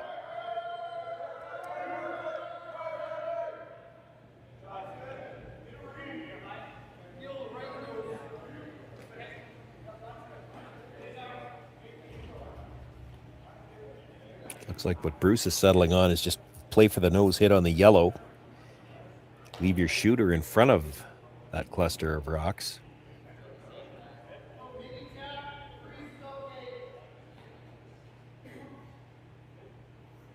Should still rattle between them. Might even get rid of 3 of them here. 2 for sure.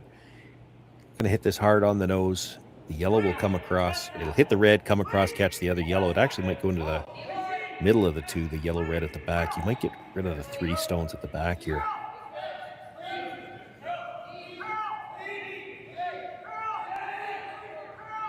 Moves 1, comes across, gets the second yellow.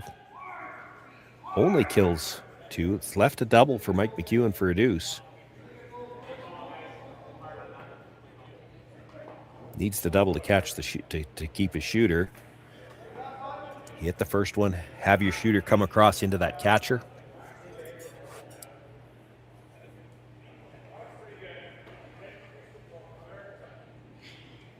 Chance to keep himself in the game here. Needs this 2 points.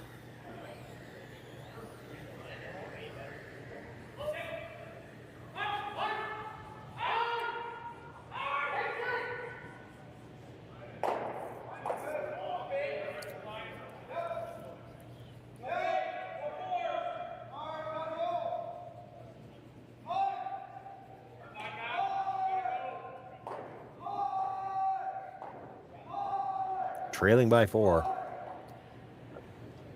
Needs the double for 2. Mike McEwen with his final stone here in the 6th. Colton Flash on the brush inside. Got the brush down early. Now they're looking for curl. This is awfully thin on the first one right now. But thick enough. Shooter does kick into that side stone. Put 2 points on the board for Mike McEwen. He closes the gap now. He trails by a score of 5-3. 2 ends left to play. It'll be Bruce Mouat with last rock in the 7th. Welcome to the RockShop.net, the official store for the Grand Slam of curling. Whether you're looking for the best hats, stylish clothing, fun toys, or unique accessories, the Rock Shop has it all. Shop online anytime at the RockShop.net for exclusive Grand Slam of curling gear, or come see us in person at your next event. The RockShop.net, where fans find their favorite curling gear.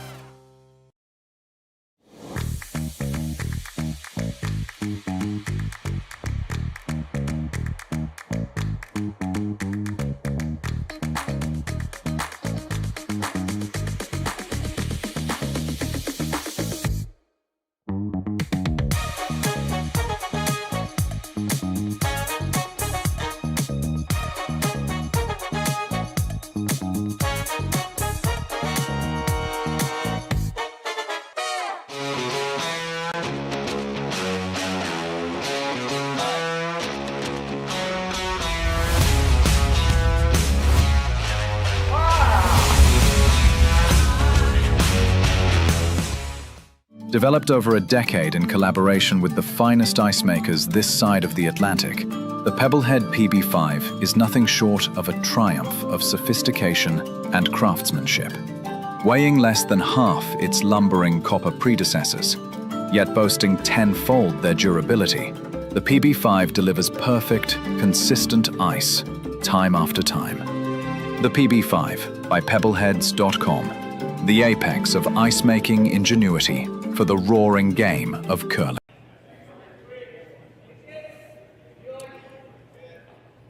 Welcome back, everyone. Well, I can almost call these first 4 shots blindfolded. Mike McEwen needs to steal now. He's going to throw the high center guard. McMillan's going to come around to the top of the 4. Then Daniel Marsh will be asked to throw the tight center guard. McMillan will come around one more time. And Kevin Marsh will look to jiggle the stones around in the house, and then, depending on the angles, that's when everything starts to be more reactive than scripted. It is a tall order for the McEwen team, but critical to get those 2 points in the last end. A steal of 1 point at a time. I've talked about this through the course of the weekend, that the key here is you just don't sit there in the hacks and think about, well, we have to steal three ends in a row. You don't. You have to steal 1 point one time, and then if you do that, you have to do it again. All of these teams have stolen 3 ends in a row before. Well, that's interesting. It's a variation on what I was talking about. They come in on the second of the lead stones, knowing it's still the free guard zone. Now Hammy will throw the next one in, and they'll throw the second guard on the 5th stone of the end so that they don't have 2 red shot stones in there to deal with yet.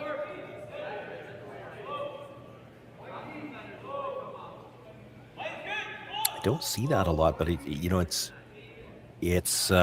not a bad idea. You do it the other way around, and there's always 2 shot stones in the forefoot that you have to deal with before you get a chance to get to shot rock yourself. You throw the center guard now, you're still in the same position. He's looking at moving it. Wow.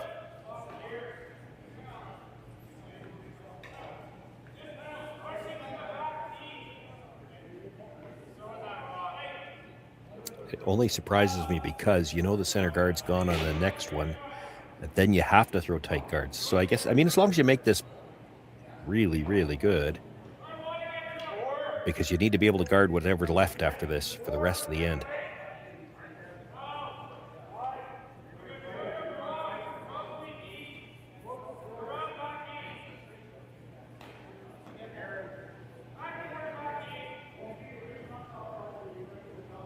Tell you, I'd be tempted to throw the guard here. You let them peel the high one, because you do have you can see enough of your own stone to chip it into shot stone and get shot that way. And that would be a potential steal rock.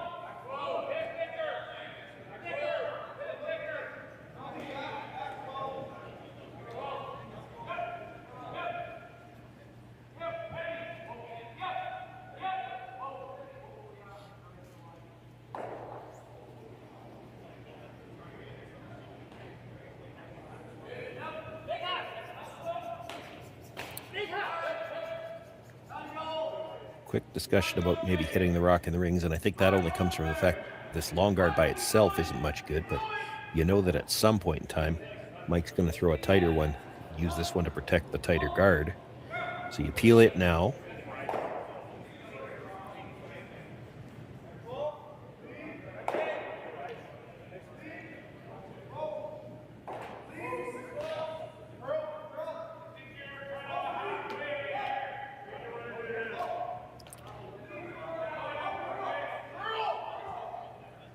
So now they have to guard the yellow stone that's biting the button. And this will be a series of guards and peels until Mike decides it's time to make a play in the house. And the only thing that could influence that is if you're worried that Bruce might switch gears, you might go a little bit earlier. But I don't see anybody switching shots before third's last stone, I wouldn't think.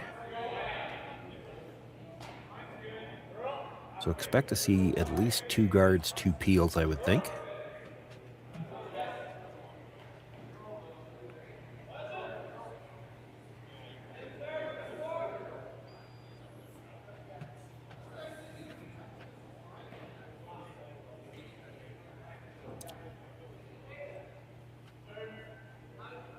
Was wondering whether they'd play just for the straight peel or try to move one of those yellows.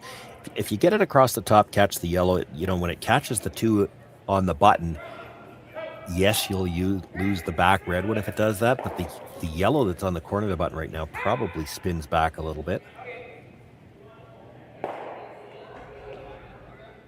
Just the straight peel, that's fine too.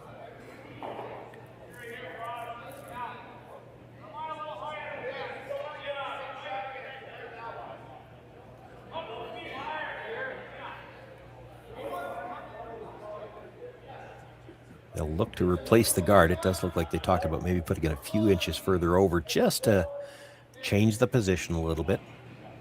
Maybe make it a little riskier for Mouat to try to kill 2.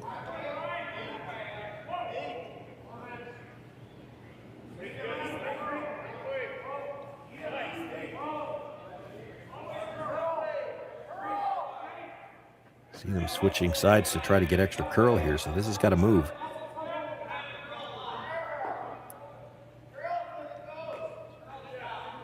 He'll get to the line he needed. It's a little bit longer too, probably not as likely to try the peel into the rings this time. Bruce thinking about playing the hit in the stone in the 8-foot, and I wonder if he's really thinking about playing the hit on the stone in the 8-foot, or he wants Mike McEwen to think that he is, because if you peel the guard, no, they are going to play it.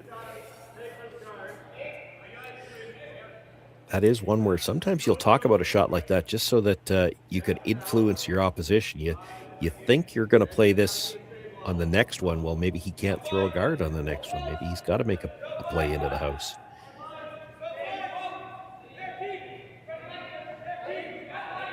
Bruce might be worried that Mike was going to make a play into the house in the next one regardless, so he's got to get there first. And of course, that guard, being awfully long, isn't as dangerous.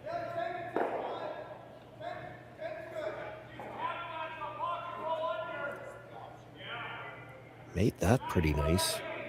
Now, can Colton get to the nose or just about to the nose on that?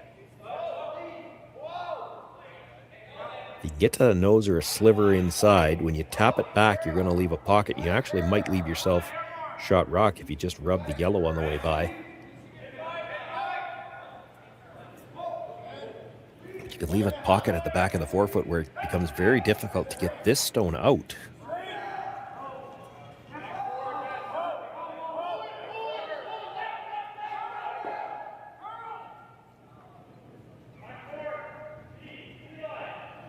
A lot of room coming by, starting to curl now.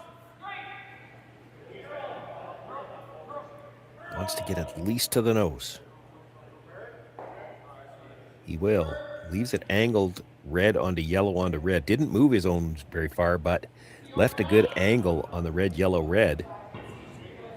And now Bruce Mouat with no choice but to draw.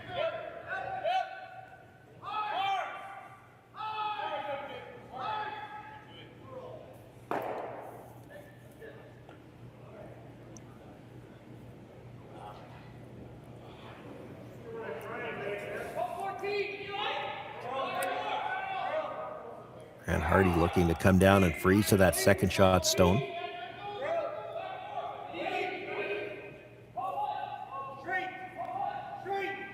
Have to get to everything he could see of it if he was going to move it. Line's really good. Might be just a little short though.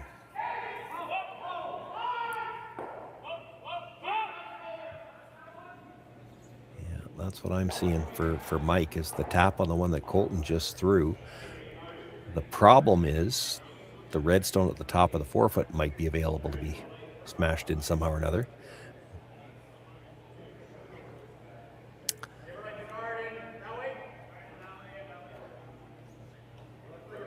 Mike looking at possibly playing that yellow in the top 12-foot into the red that was just thrown, because he's still got the red, yellow, red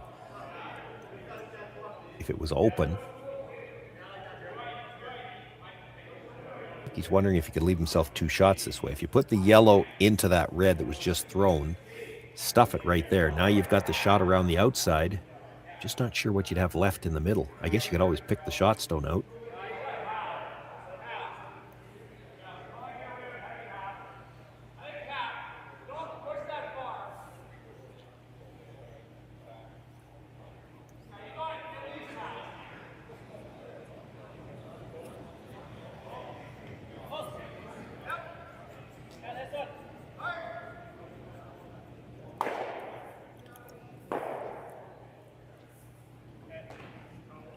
This is where I need the telestrator I keep asking Jerry for.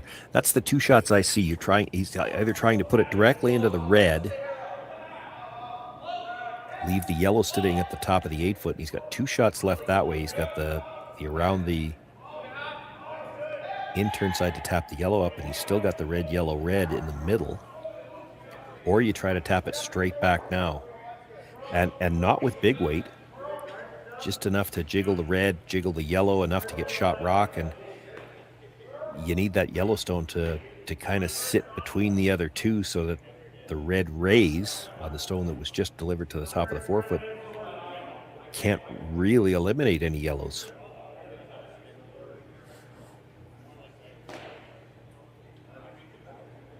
He's coming straight back. It's a little touchy to make sure you've got shot rock here.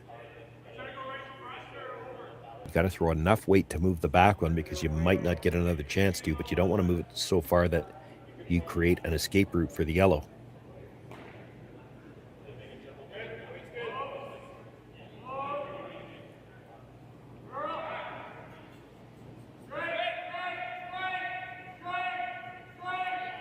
Boy, this is just taking off on them. Are they going to get by the front one? Yes.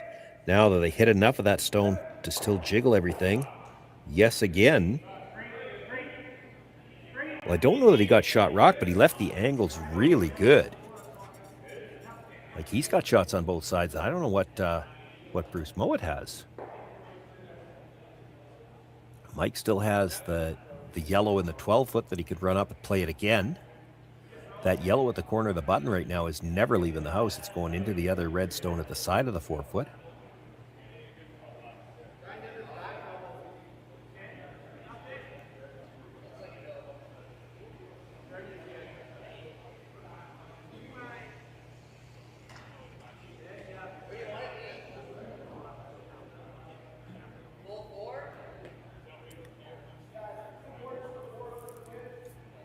That worked out really well for Mike McEwen. This is a problem now for Bruce Mouat.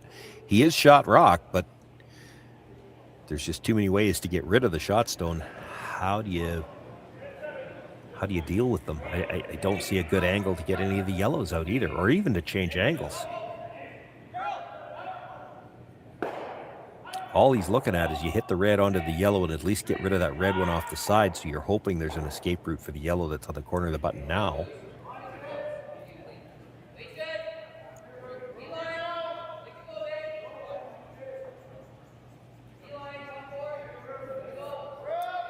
The yellow that you're jamming in there, that's not going anywhere just yet.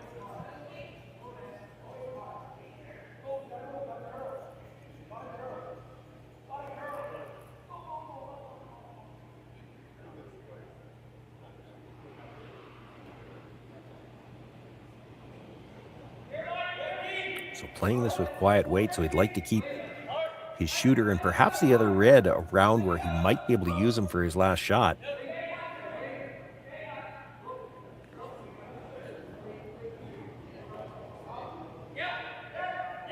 Makes the tap on the red. Jiggles things around in the button area. Still looks like it's the red that's shot rock. He does have some better angles. It's close for shot. It does look like it's the red.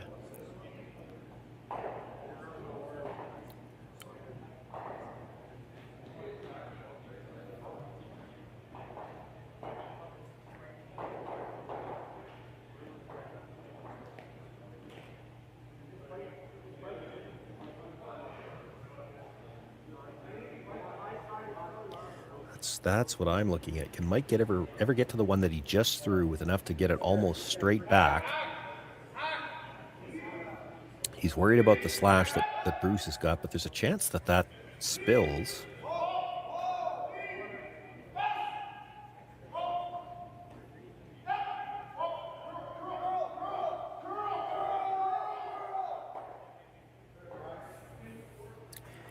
You can only see about 3/4 of that one in the 12-foot, but if you could ever come by, drive that stone onto the yellow that's not quite full 4-foot, it's going to come off the red, move over and kick the other one towards the button, and the ray stone might roll underneath the red slash.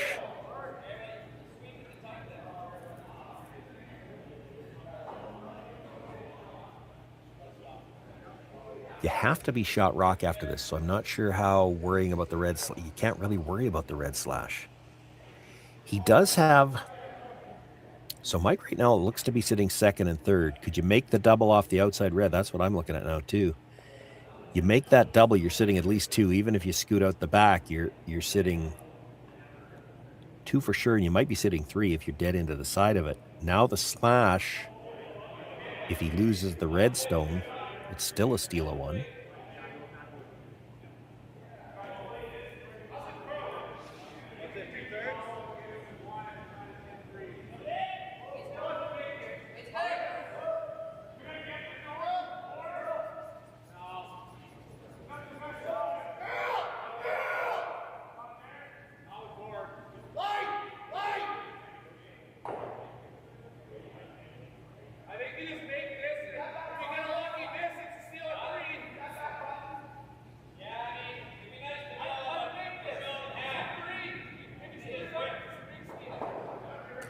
Thinking about this shot, if he's trying the yellow straight back, he's got to throw it with a little bit of weight because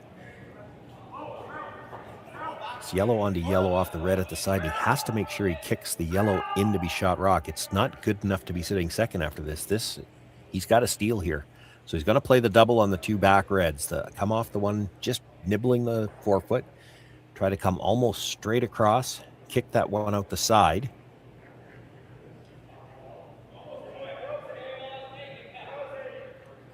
Even if he just kicks it in, if he hits the first one fairly thick, it just kicks that red over behind the yellow. At least that takes that slash away. But if he could get it out of the forefoot, he could sit 2, perhaps 3. And Bruce has to be real careful if he plays that slash. He can't afford to lose the rock.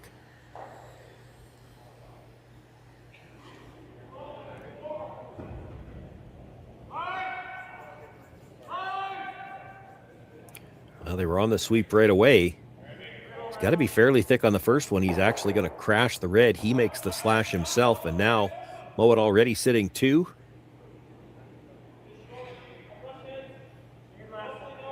Draw for 3. Are you even going to make him throw it? No, they're not. They will concede. Mouat will pick up 2 points here in the 7th end and the win. That moves them into the quarterfinal, or pardon me, that moves them on from the quarterfinal into the semis. Scheduled for 3 o'clock this afternoon. Looks like we'll be on time with ours, but still 3 other men's quarterfinals out there to be decided. Strong game for the Mouat team here in this quarterfinal action. And really for Mike McEwen, they had a couple of bad breaks early and just couldn't buy a break. Still a strong weekend for them. They end up as qualifiers. These teams will both be at the Grand Slam next week in Saskatoon. On behalf of myself, Sean Joyce, I want to thank you all for joining us here this afternoon and all weekend long. Connor Sims on the production with me here this afternoon, and I think he's back with me for a couple of games yet later on today. We've got semifinal action, both the men's and the women's coming up at 3 o'clock, and the finals scheduled for 6. It's the RBC Dominion Securities Western Showdown, live from Swift Current. You've been watching on Curling Stadium YouTube channel, and we'll be here for 2 more draws yet to determine who our champions are.